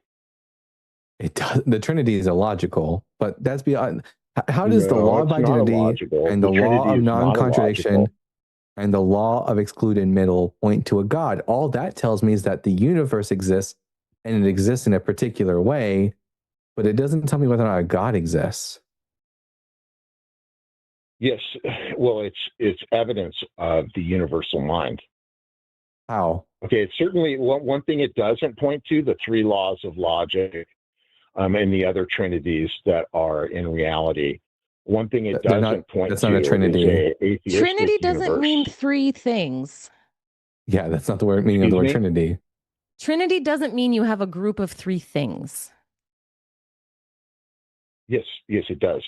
It's a no. Trinity means designation of three. No, buddy. Trinity, that would be blasphemy. Trinity is the belief that there are three persons in the one God, that they are made up of one essence. But the law of identity, the law of non-contradiction, the law of excluded middle are not one law being like personified by three different persons. They are three distinct laws. No, you misunderstood me. I'm just saying that the three laws of logic are a reflection of the Trinity, not that. I'm not saying that logic is God. Are there three I'm gods? That God is logic. Those three laws are a reflection. Are there three gods? Are there three gods? Are there three gods? I was making a statement, and then you started talking over me. So yeah. Anyways, are there three gods? No, there's one God. Just like are there three laws? The number three. Look, God is the many, and He is one.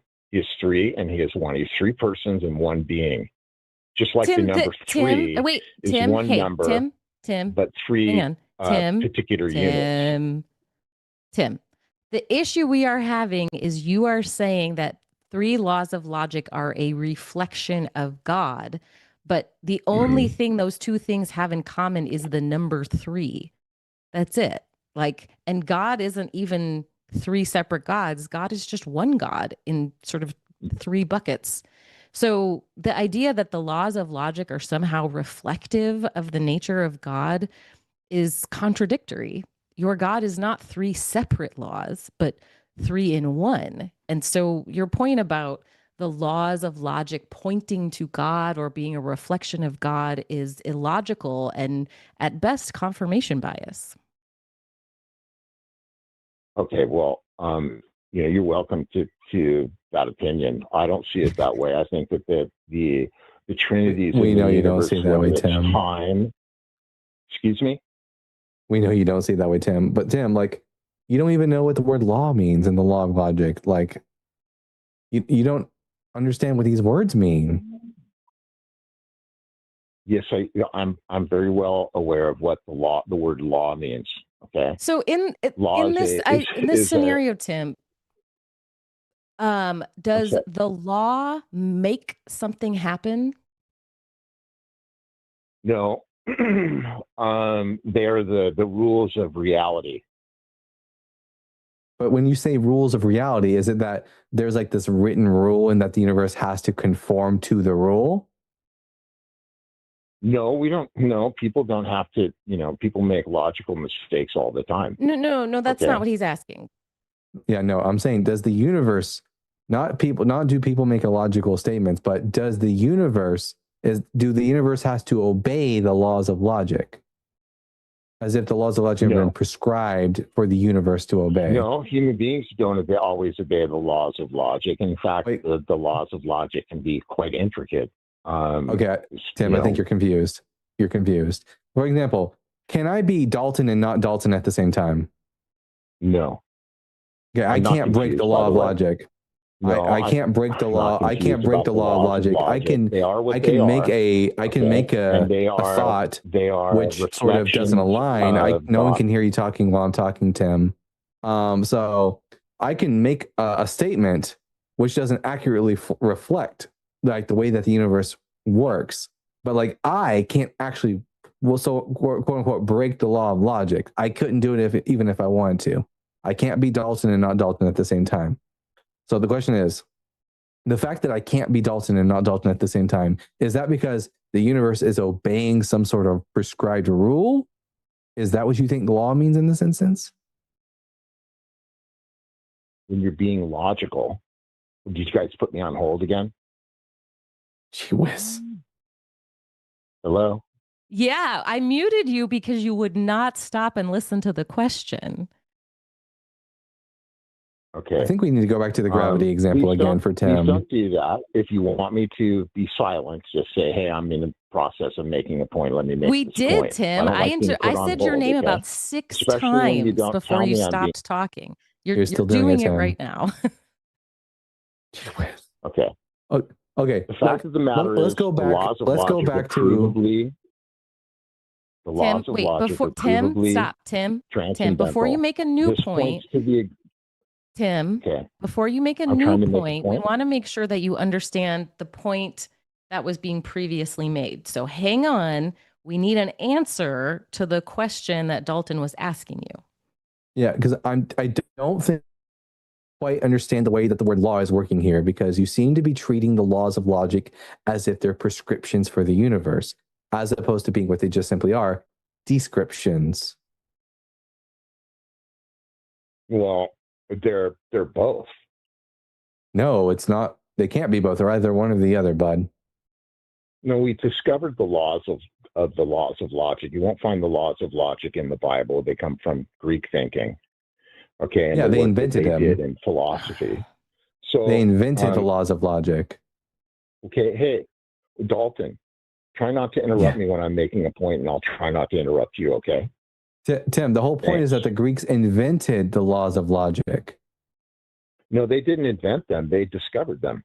They are what they are. They've always been around. Were they under a rock? Were they written on a tablet somewhere? Are part of the truth of God. Let me ask Where- it this way. Wait, let me ask it this way. Yeah. So, Tim, before the universe existed, let's do this hypothetically. Did the law of gravity exist before the universe existed? I think that conceptually speaking, the laws of gravity and the physical laws of the universe were part of God's concept or knowledge base. Right. But So this is the issue we're having. Before this physical universe existed, you know, whether or not there was gravity in some other dimension or something, I would imagine this is probably so. I don't know.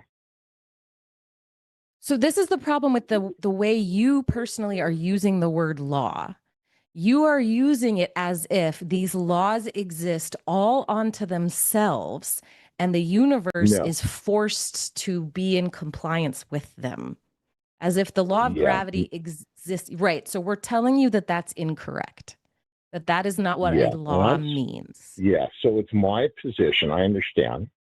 It's so I'm not saying we're that telling you what logic science is God. saying. What's that? So law is a scientific term. So if you want to talk about a law, you should know what the word means and use it correctly. So you are co-opting the word law and using it incorrectly. Okay, well, force of reality, that's what laws are. Okay, it is what it is. Laws are what they are. Okay. So again, I'm not saying that logic is something that God created. There are some Christians that believe that. I don't. I think that logic, the Bible says God is love, but I think that we can also say confidently that God is logic. Reality exists as it does. That doesn't make any sense. Creator has certain immutable properties that he himself embodies eternally. Tim, none of that made any sense. The laws of logic, the only thing the laws of logic demonstrates that it exists is that the universe exists and that there are minds around to describe the universe. That's all that the laws of logic demonstrate. They don't point towards a God of any kind. And also, I'm not convinced that the universe ever had a definite beginning. Your presupposition does away with God and morality as it actually is. I know this is the pot calling the kettle black here. So, Tim, you bring with you the presupposition that there is a God. Yes, this is true. I hold this by faith, and you hold the opposite by faith. That's what I don't have faith. What I called about. The fact of the matter is that atheism is a position of faith. Tim, there's no faith in atheism. Tim, there's no faith in atheism. Calling atheism like a faith position is like calling abstinence a sex position. It's just it doesn't track. I don't think so, because atheists may respond. I think let's test something, Tim. Do I, as an atheist, hold to the position that there is no God? That I know that as a fact? Well, you want to make laws and govern society according to your worldview and your beliefs. So yes, you do hold those things. What are you talking about? Wait, what law have I passed that teaches that there's no God? No, I'm not saying that you're going to make a law saying that there is no God, but so that was a non sequitur. Famous. So again, my question was, Tim, that as an atheist, do you think that I hold the position that there is no God? That I know for a fact that there's no God? And that's not my position. Yes, I do. I'm not. That's well. That would be a straw man. How am I wrong? That would be a straw man, Tim. As I am an atheist, and I don't know for a fact that there's no God. There very well could be a God. I'm just not aware of any good evidence for it, so I lack belief in it. Well, you still want to. You people. Everyone wants to make laws according to what they believe is moral and right and true. Sure, okay? But that doesn't have anything to do with God. That includes the atheist, and you have an understanding of what morality actually is. Wait a minute. Hold on, Tim. How they exist, as do I. So atheists are I'm on the opposite side Tim, of the I'm going to need here. you to stop for a minute, Tim. you're about to make some huge generalizations about a very diverse group of people. The only thing atheists have in common is that they are not convinced that God exists. It doesn't say anything about whether they're Democrats or Republicans or pro-life or pro-choice. It doesn't say anything about what their morals are. And you seem to be assuming that all atheists somehow have the opposite moral system to you. And that is an incorrect position. And it tells me that you have not actually researched what this position is. Yes. Well, I personally, like, I believe God is logic. I believe that God is morality, and that you cannot know as an atheist. My neck hurt from that. Tim, you're guys, breaking my neck Dalton, with that you keep crazy interrupting pivot. me. If we're going to have a conversation, you're going to have to try and let me finish a statement. Okay? Not when your statement completely ignores what I just said. Yeah. I was in the process of answering what you just said, okay? Listen, so are you going to directly address the fact that atheists are not So Tim, just to be clear, you're about to directly address that Sarah pointed out that atheists are not homogenous and we don't all have the same beliefs. Yes, but it impacts atheism or a theistic or religious worldview. Colors how you understand what morality actually is and what logic is too. But Tim, what's the atheist position on abortion? Logic and morality emanate from God like light from the sun. Yeah, that's fine, Tim. That's fine, Tim. Tim, what's the atheist position on abortion? Well, I'm sure that atheists have a variety of positions. I would think that most atheists are in favor of executing the baby within the womb. And there are atheists who are pro-life as well. What's the atheist position on the afterlife? Well, in general, I don't think that they believe that there's any afterlife. Except there are tons of atheists that do believe in an afterlife and ghosts and spirits and all kinds of nonsense.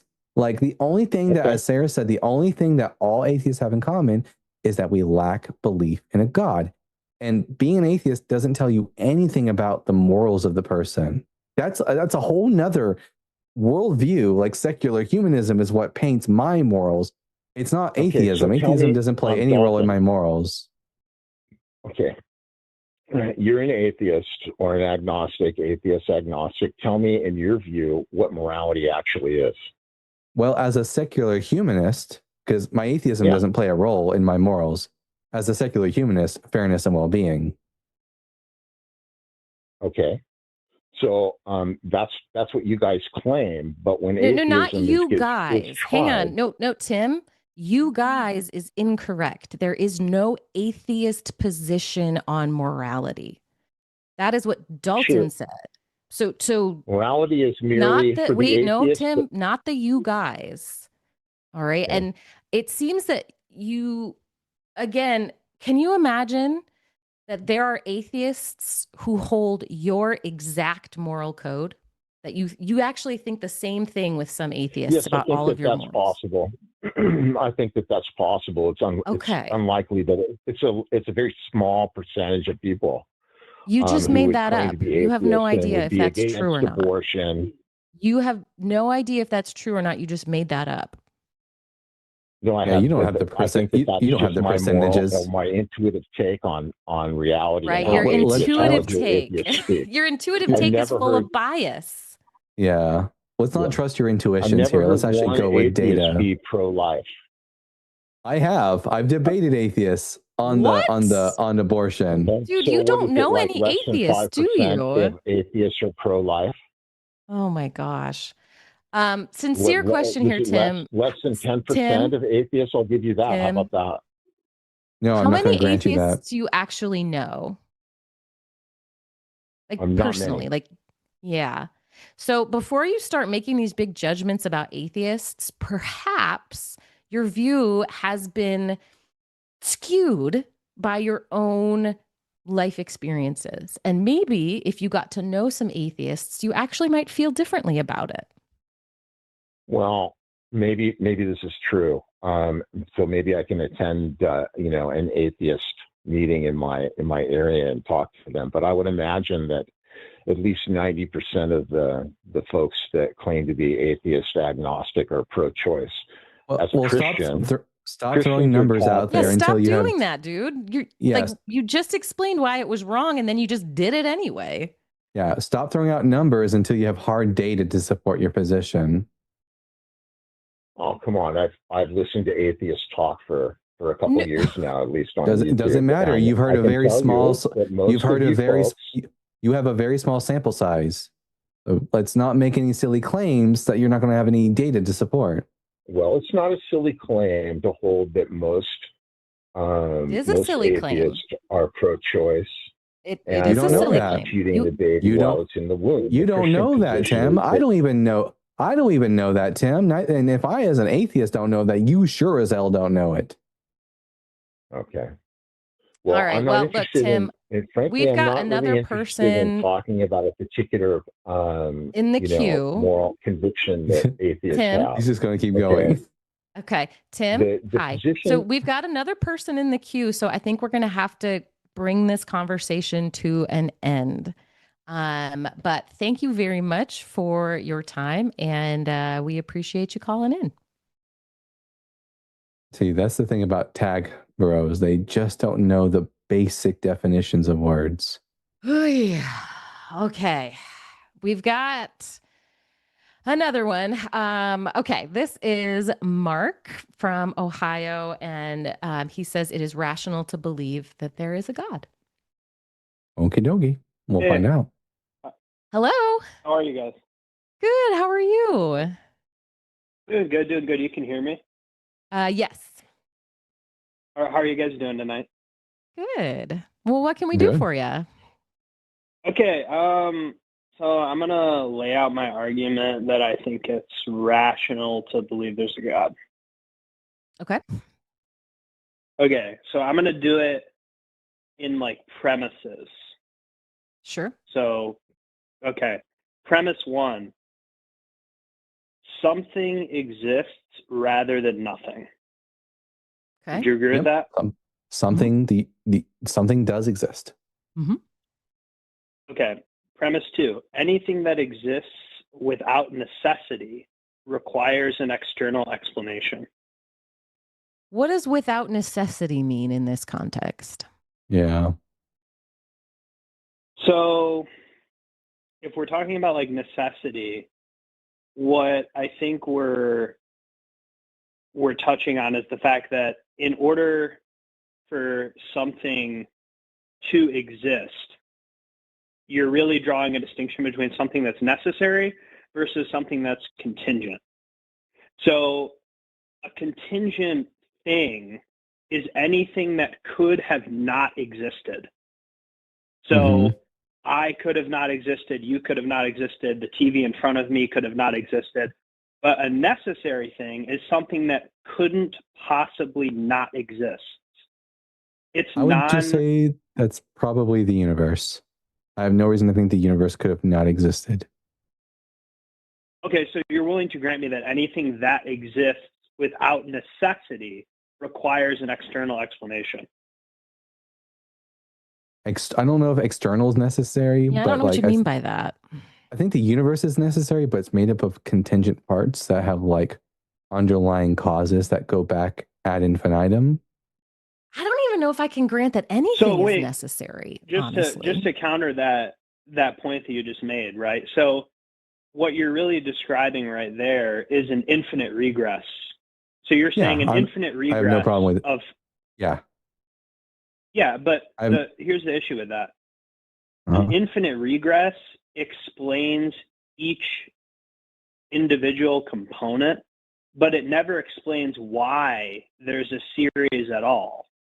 You still need a ground outside the chain. I don't see why. I don't see why the universe itself just couldn't exist, because there's no. I have no reason to think the universe could not exist. I don't see how this is going to not apply to your God. Well, no, I'm just trying to get us to the point where we can recognize that there's something in existence that is necessary.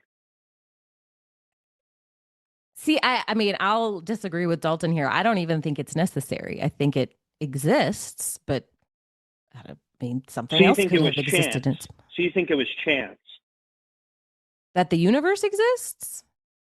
that Yeah. anything exists? Yeah.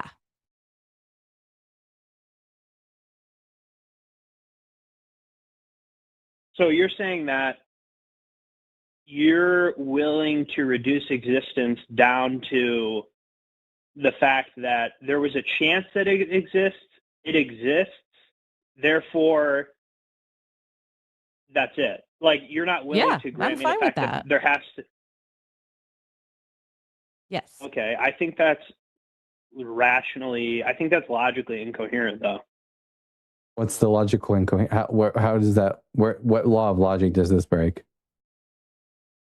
So if we're talking about chance being logically incoherent, so first let's try to break down like what chance actually means, right?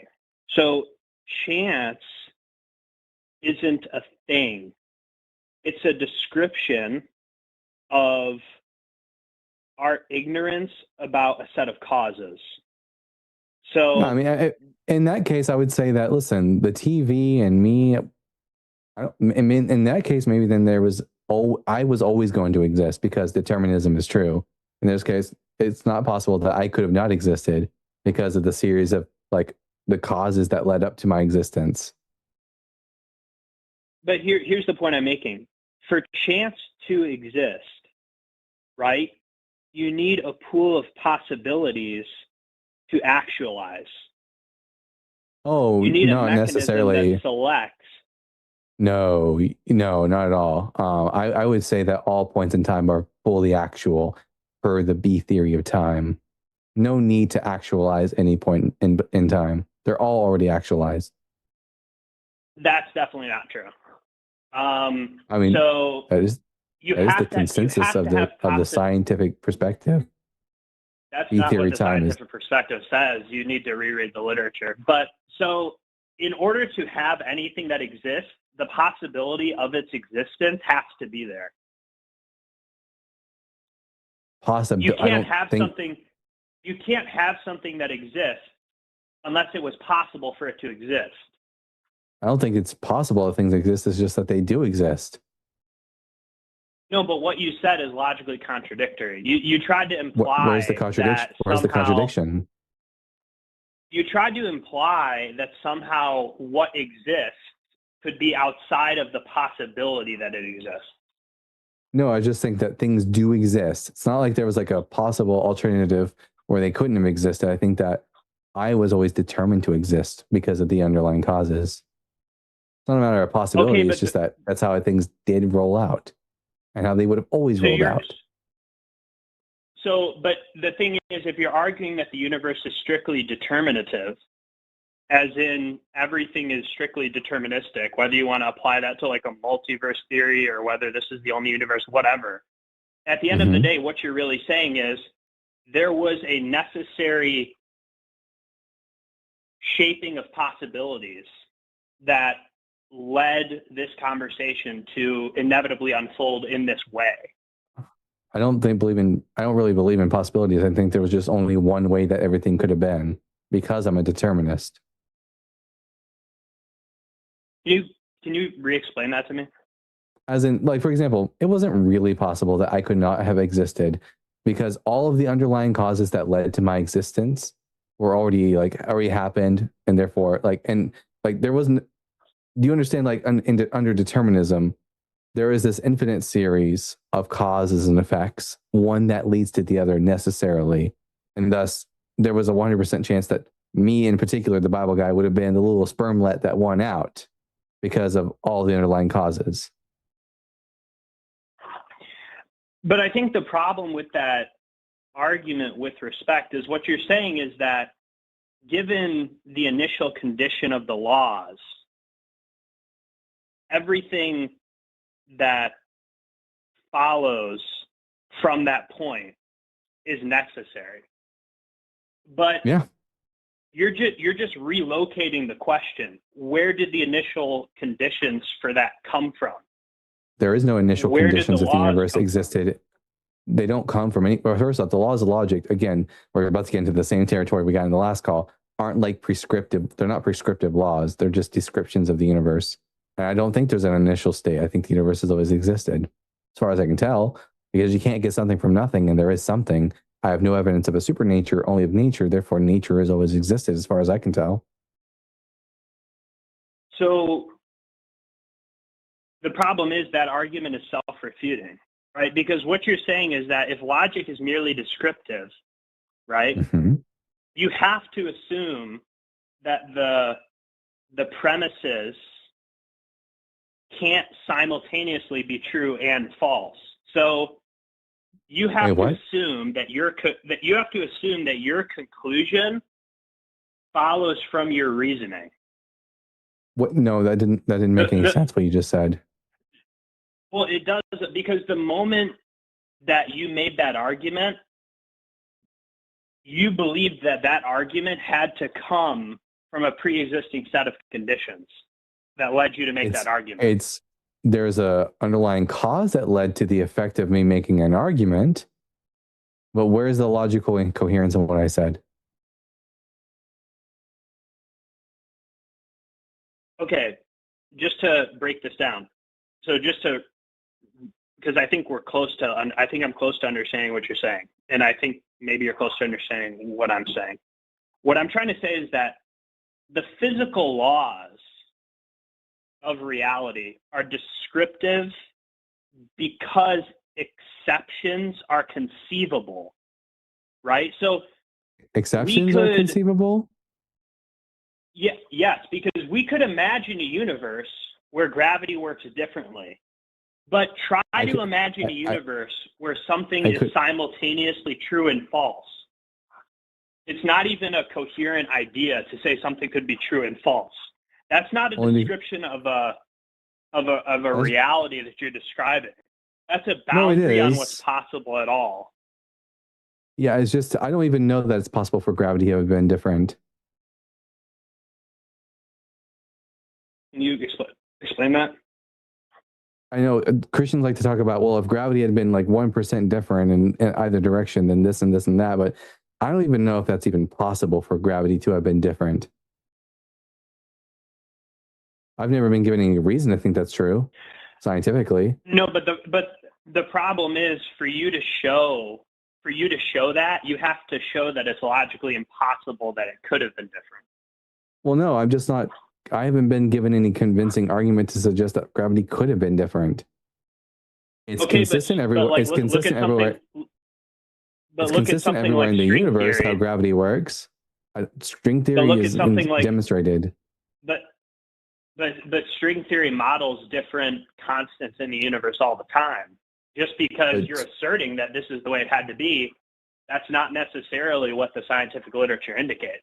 Like it could have been different.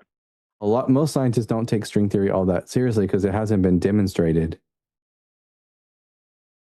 But the burden is on you to demonstrate that it's logically impossible that it could have been different. If you're saying that, no, it's not on me. You're just making the claim that it could have been different, and I'm saying I don't believe you. Burden of proof isn't on me; it's on you. Demonstrate that gravity could have been different.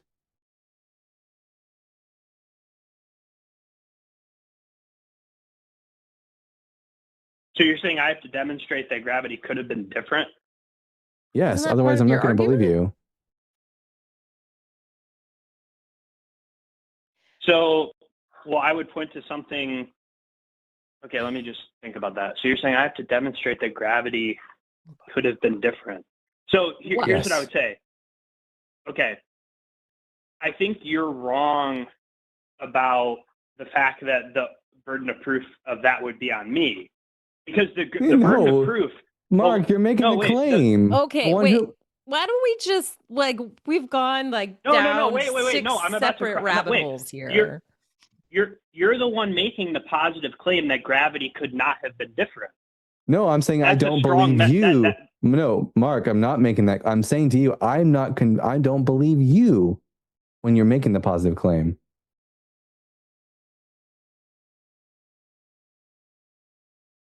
But what were you going to say, Sarah? Even if I grant you very far even from if the conversation. So Mark, let's kind of rein this in here. Why don't you just go ahead and talk to us about God? Well, so part of my argument was the premises, but if you're not willing to grant me the premise, if I can't get past the initial second premise that I had, then I can't really get to the fullness of my argument, right? Perhaps you need to revise your premise then. Yeah, come up with. Do you have a better argument for God? Well, no, I think you asserted a positive claim to counter my second premise, and then I didn't, Mark. Yeah, I do think so. You're burden shifting, bud. Oh boy. No, you're asserting what's outside the scientific literature. Most science believes there's a multiverse. That's just a fact. That's just a fact. I don't know whether or not gravity could be different. I'm saying I don't believe you that you know for a fact it could have been. I'm not going to let you burden ship, bud. Not going to happen. So you're disagreeing with the scientific literature. That's fine. I mean, that's fine if you want to do that. No, I'm saying I don't believe you. The majority of physicists are. Oh my God. Okay, Mark, let's focus here. The issue is not whether or not gravity could be different, because that's only a tiny piece of the point you were trying to make in the first place. So let's just skip to the end so that we can actually talk about the thing you wanted to talk about. Okay, so we've heard these premises before. But so just to ask a clarifying question. So you're denying that the majority of scientists believe there's a multiverse? I'm not saying anything of the sort. No. Now, Mark, why don't you go ahead and skip to the end and just tell us the conclusion? Because that's a nice way to pivot off the fact that you're out of line with the literature. But I mean, we have to address that point. Like I have to get through the multiverse point. Okay, in order to get to the rest. Sorry, of the we do argument. not accept your premises. Premise failed. Sorry. Well, it failed for you, but it doesn't fail for the majority of physicists. So I apologize. You're right. The majority of physicists do believe in your God. Thank goodness. Well, they do believe that there's a multiverse, and they do believe that the physical laws are, there's other universes with variable laws. That's a fact. But if you what is it they believe about the physical laws? They believe that there's other multiverses that could have or do have different laws, for sure. Okay. What's your evidence that the majority of physicists believe this? You haven't read the literature on multiverses. If you're asserting that this is the only what's universe. The evidence that the majority of physicists believe in a multiverse? Okay, I can find that. Are you a physics major, Mark? No. I'm a math major. A math major. For what it's worth. But doesn't. So how do you know? Still work with physicists. So what's the relevance? I'm trying to understand why you think you know what the majority of physicists believe. Okay, I'll find it. If we really want to needle and thread this, but it's true. You wanted to needle and thread this. This is your claim again.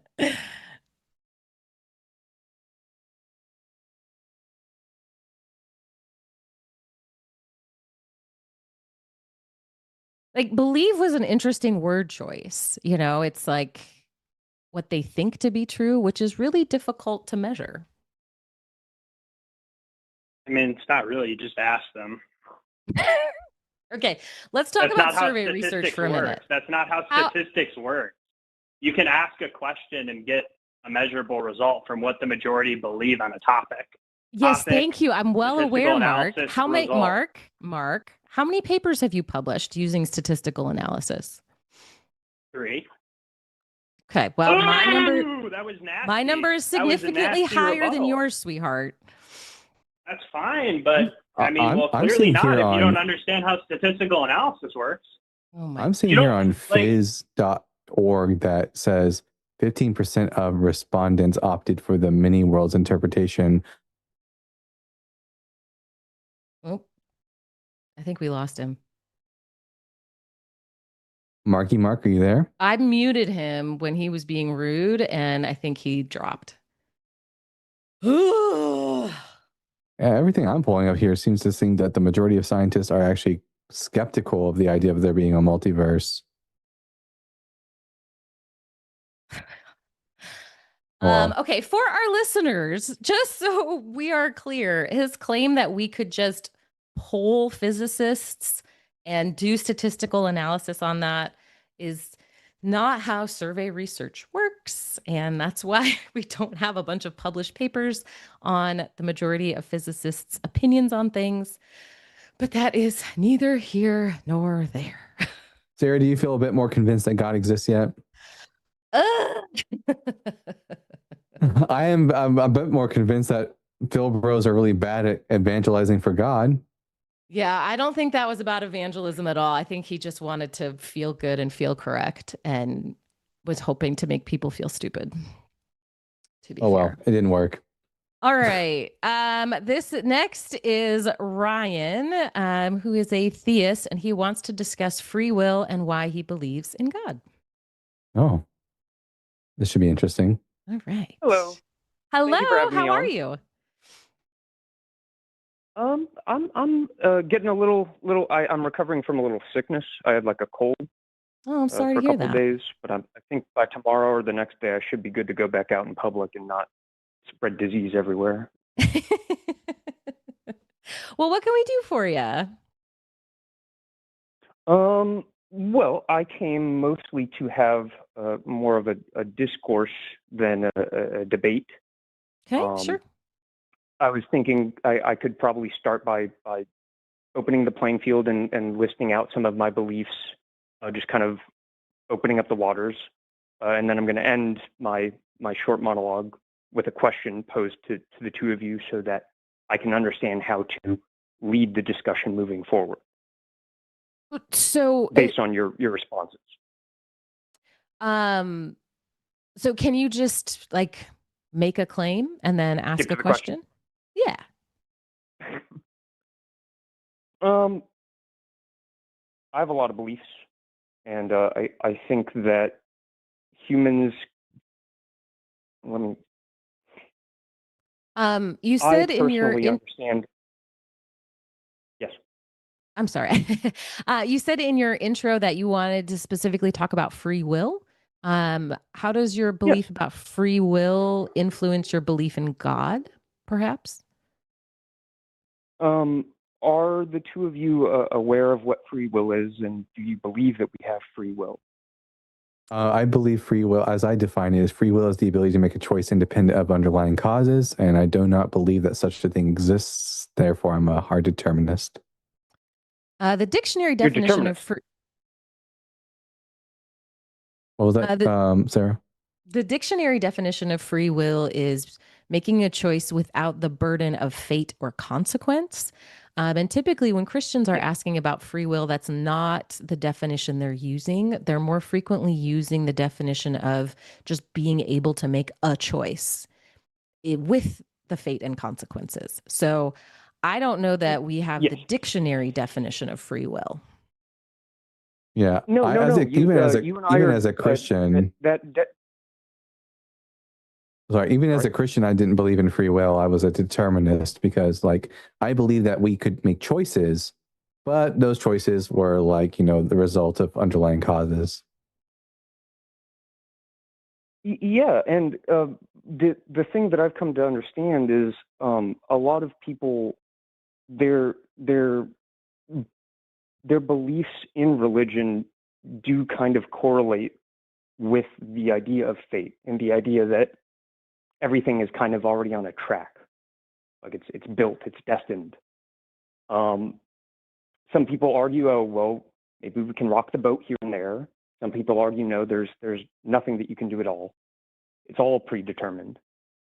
And what are your beliefs? Well, my belief is definitely that we have free will. I think that there is no fate. And for fate to be causally linked with the existence of a God or a judge or a creator, that kind of implies that for free will to exist, that there might not be a creator or a God or a judge, that it's just us. It's us making our own decisions, completely independent of any force. Well, it's not Unless independent. unless in God's almighty power, they gave us free will, and that's the test. I That's don't. kind of what my belief is. Well, the thing is, whenever I look at every single definition of what free will is, it always implies that it's like what the free and free will means that you're free from any sort of force or cause that's relating to like why you make the decision. You can make choices under determinism, but again, like, do you believe that causes have effects? Yeah, that's basic science. And my choices are effects, are they not?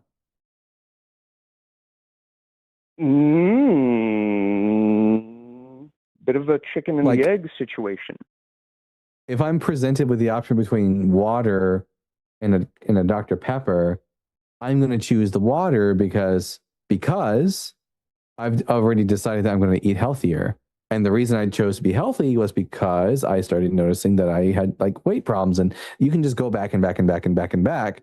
There's just going to be this infinite series of causes that ultimately lead to the effect that I'm choosing the water. And that's going to be an underlying cause for a later effect.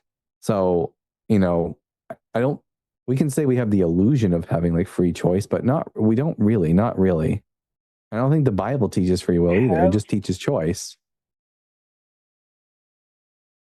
Have you ever in your entire life told a lie that you knew was a lie? Yeah. I am confident that if there was fate, that we would not be able to do that. We would not be able to attempt to deceive and manipulate. We would be stuck on rails, and we could certainly try, but then it goes back to it being an illusion. And I don't that doesn't think it really can be follow an illusion because there's an underlying cause. There's an underlying cause for why I would choose to lie.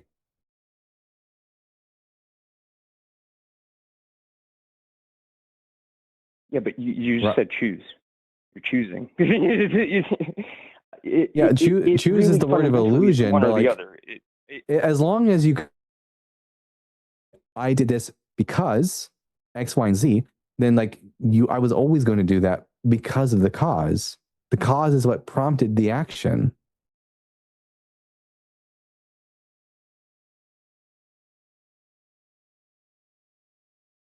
Yes. So I believe in psychology, that's a phenomenon that's studied. Is kind of how our nature builds us up and causes us to make the decisions that we make throughout our lives.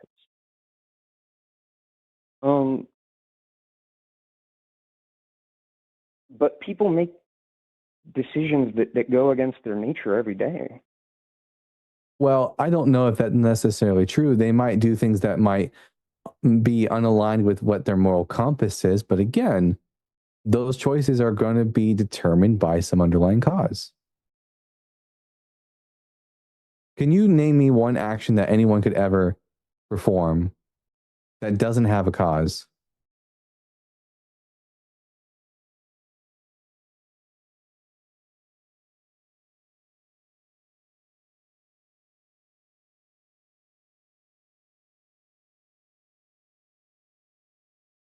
But again, so cause and effect.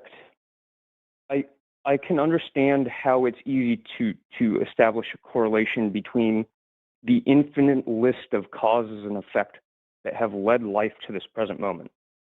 There's a long list of causes and effect, and to see that from the outside, it does make it easy to be like, oh, so it's all determined.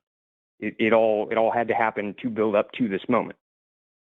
And yes, that's true. If the past hadn't happened, we wouldn't be here in this exact moment. But I think that relates a lot more with time and space in this reality than with the nature of the reality. What? It's the cause and effect is an effect of reality. It is not a tangible concept like whether or not there's a God in or out of our machine. No, causes are physical. The effects that they bring out are also physical. They're part of the universe.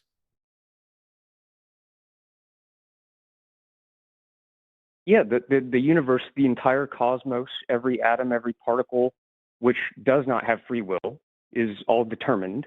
If an asteroid is hurtling, through space, it can't decide, oh, I'm going to go over here. The only thing that could do that to that asteroid is God literally coming into the machine and making that happen. And is there any quote unquote choice that I have ever made that did not have some underlying cause that led to that choice? Otherwise, I can't really believe in free will.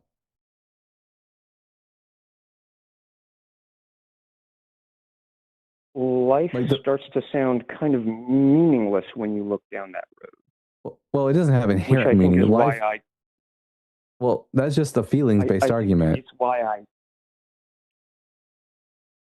Sorry. At the end of the day, determinism is true regardless of how we feel, and whether or not life has meaning or not is completely up to you.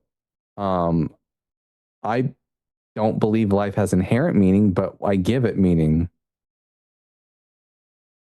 But that, again, that's a you have the choice to give your life meaning. Well, no, the reason why I gave my life meaning was because of underlying causes. Like I chose that because I learned about how one can give themselves like meaning, and because I have people in my life that I genuinely care about.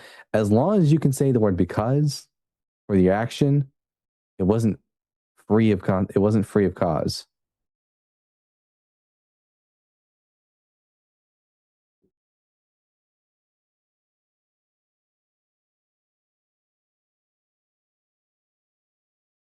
Acting in free will is not acting in disregard to cause and effect. It's acting within it. No, that's what determinism is, bud. Libertarian free will is different than determinism. Determinism means that whatever action you are engaging in has an underlying cause that resulted in that action being the effect. Libertarian free will is the statement that the action I'm performing is free of and truly spontaneous of any underlying cause. As long as you believe that the actions you are taking right now have an underlying cause, you are, whether or not you know it or not, a determinist.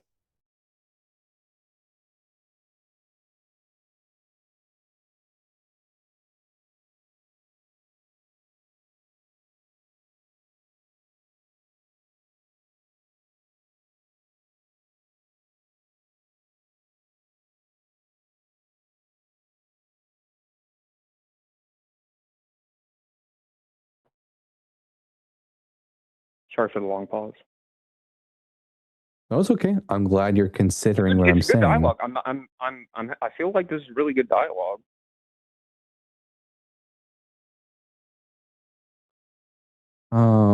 There's a book. Damn, I just had it. Got me a little flustered and sweaty. No, you're fine. You're fine. There's a book I'm trying to think of right now. Man, it's really what started me on my journey of like trying to understand the idea of free will and determinism and whatnot. It's called Gunpowder. And Sarah, are you familiar with the book I'm referring to? I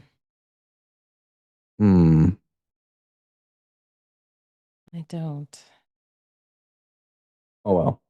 But anyways, yeah, I mean, as long as that's why I can't believe in free will. Also, the Bible doesn't talk about free will. It does talk about choice, bud, but it doesn't talk about free will as a concept. Free will is a philosophical innovation on the Bible.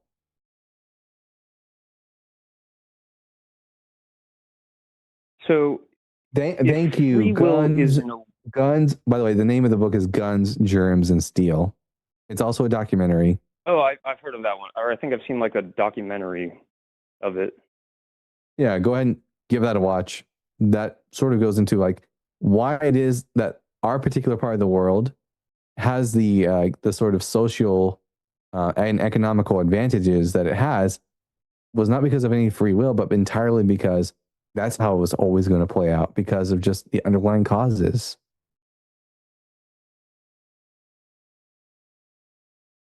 Well, yeah, but at the same time, if everyone in the world were to say, "Oh, we accept that we have free will and we're going to put our guns down," wouldn't that kind of Why did they do that? something like that? Why did they do it? Why? Well, Yeah. they wouldn't do that. I'm just saying if they did. But in this hypothetical, why did they do it? Was it prove because that we they have free will? In other words, that's the underlying cause. They attempted to try to prove free will, but in doing so, they proved determinism to be true. So if free will is just an illusion, is the illusion a sort of psychological effect, or is the In illusion? part, yes. It's our environment, it's our psychology. A lot of things are playing into why we make the decisions we make. But also, if it's an illusion and we don't have free will and everything is determined, wouldn't that be proof that a God made everything predetermined and then gave us the illusion of free will? No, you can have determinism with or without a God. You could have a God that's like the one who, like, if the universe began to exist, is the one who set things in motion. Or if the universe always existed, then it's just like there's just an infinite series of causes and effects and no need for a God at all. Why can't it be that the physical universe exists and is determined, but the living is not determined? The living? The living. Everything that's alive has free will as far as I'm aware. As far as I can tell, it doesn't. Life is just chemistry at the end of the day, and chemicals and their reactions are all based on cause and effect, including your brain makeup. I've looked into this subject about as hard as a person can. We have absolutely no proof that life can spontaneously exist. That's not true. Scientifically, we've gotten very close. We've proven that proteins can exist naturally. And so early Earth was probably like molten water and covered in proteins. But here's the thing, Ryan. But from there, they're totally struggling. If there's a party where all the explanation for the origin of life get invited to the party, God doesn't get invited to the party. Because here's the thing, we know that nature exists. We have abundance of evidence that nature exists all around us. We don't really have any good evidence of the supernature existing. And if we don't have any good reason to think the supernature exists, then it's not even on the table or for an explanation for the origin of life. The only thing that is viable is a naturalistic cause. But this is also a pivot away from the topic of free will. Well, for me, and the way that I have reached these beliefs is through understanding that if evolution is true, then all life originated from more or less one source. It could have been a couple of sources. And from that moment, either everything has free will and it worked its way up to us, because there's no way that free will is some genetic mutation caused by radiation, right? If we have it, it's if. Genetic mutations aren't all caused by radiation. Valid point. But yeah, but I mean, the only way you can really prove to anyone here that miscodes. I was being a little hyperbolic, or I think that's the wrong word. So the one and only way, Bud, that you can really prove to anyone that free will exists is if you can give us some sort of action that you can perform that doesn't have an underlying cause. And I don't think you'd be able to do that.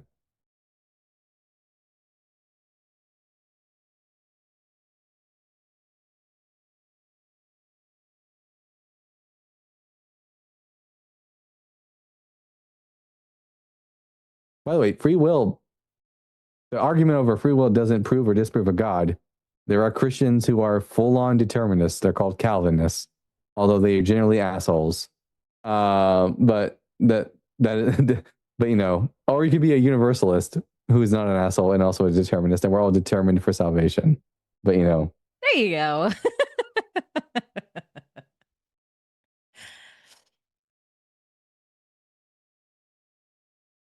So is the crux of the I am only argument here? 27, so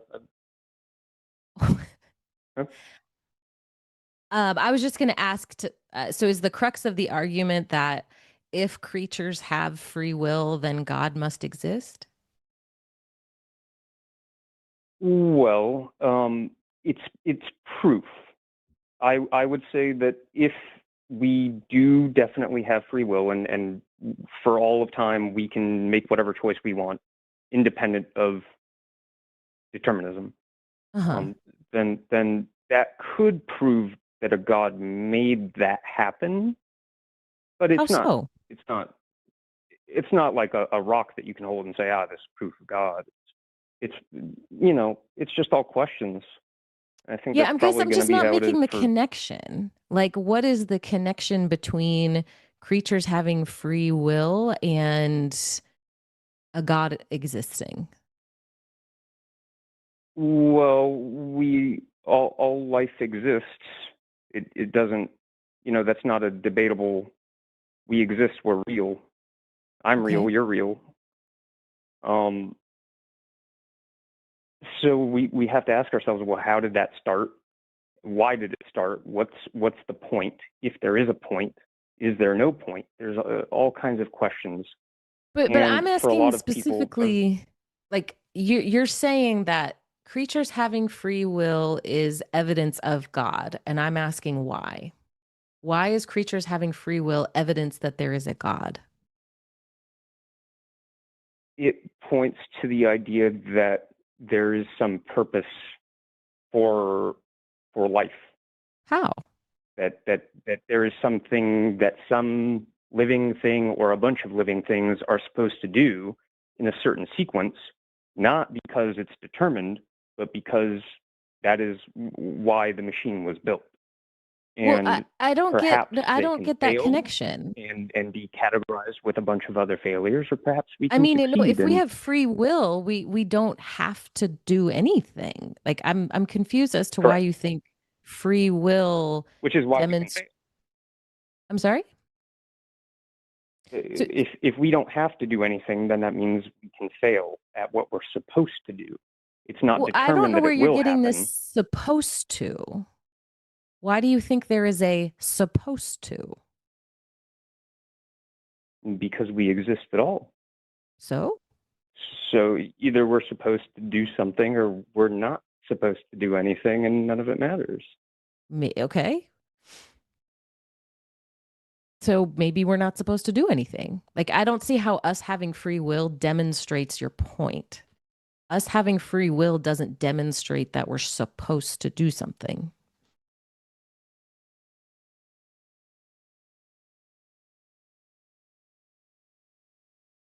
It does if we were given it, if that was a choice, right? But it doesn't demonstrate that. Like, you're saying, well, if we have free will, it's possible that there's a purpose or something, but the existence of free will is not demonstrating that at all.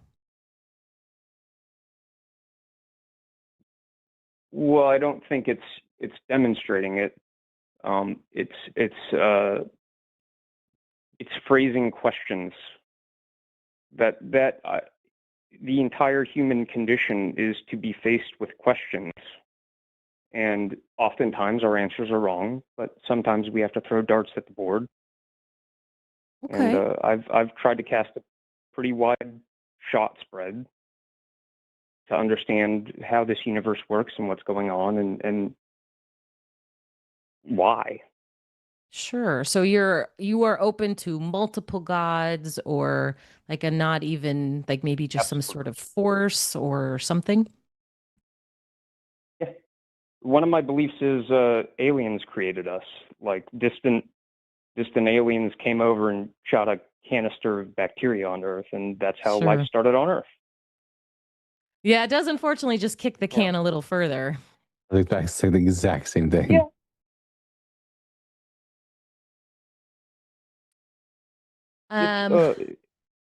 It's critical to think and to assess reality.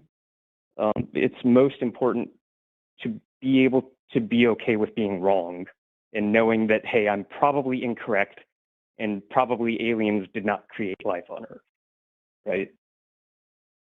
Yeah, that's fair. I mean, I agree. I think it's an intellectually honest position to hold that we might be correct, we might not be correct. Yeah. I'm open to change, and I didn't believe in half the stuff that I believe in a year or 2 years ago. So I'm sure that I'll keep changing. Yeah. Well, I appreciate that. I'd say you're determined to do so. And I say I choose to change. Yay! I choose to be better than who I was yesterday. Well, Ryan, I appreciate the intellectual discussion. It was lovely. So thank you so much for coming Thank you up. for the time. Yeah, Yeah, absolutely. Anytime. Have a good rest of your show. Thank you. Bye. All right. He seemed nice. Yeah. It was a good, honest call. Don't get them a lot. So I liked it.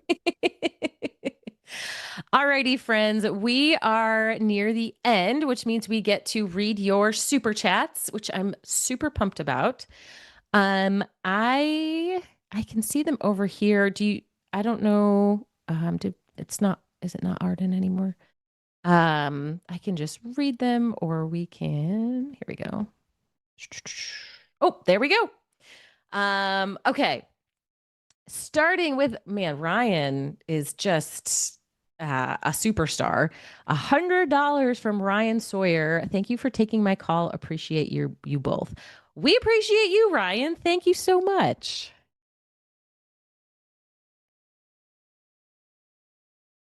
You can read that one, Dalton, if you want to switch off. For some reason, it's like my screen is showing just you. Oh, and you not can't the see two it? of us. Okay. I'll do them then. Don't worry about it. Yeah. And then after that one is $200 from Ryan, which is mind-blowing. And Ryan says, again, thank you for your insight. Well, we deeply appreciate it, Ryan. Thank you. Oh my God, it's another $200. Today's episode has been brought to you by Ryan. Totally. Ryan says, helping people is selfish because it makes us feel good. Bob Parsons.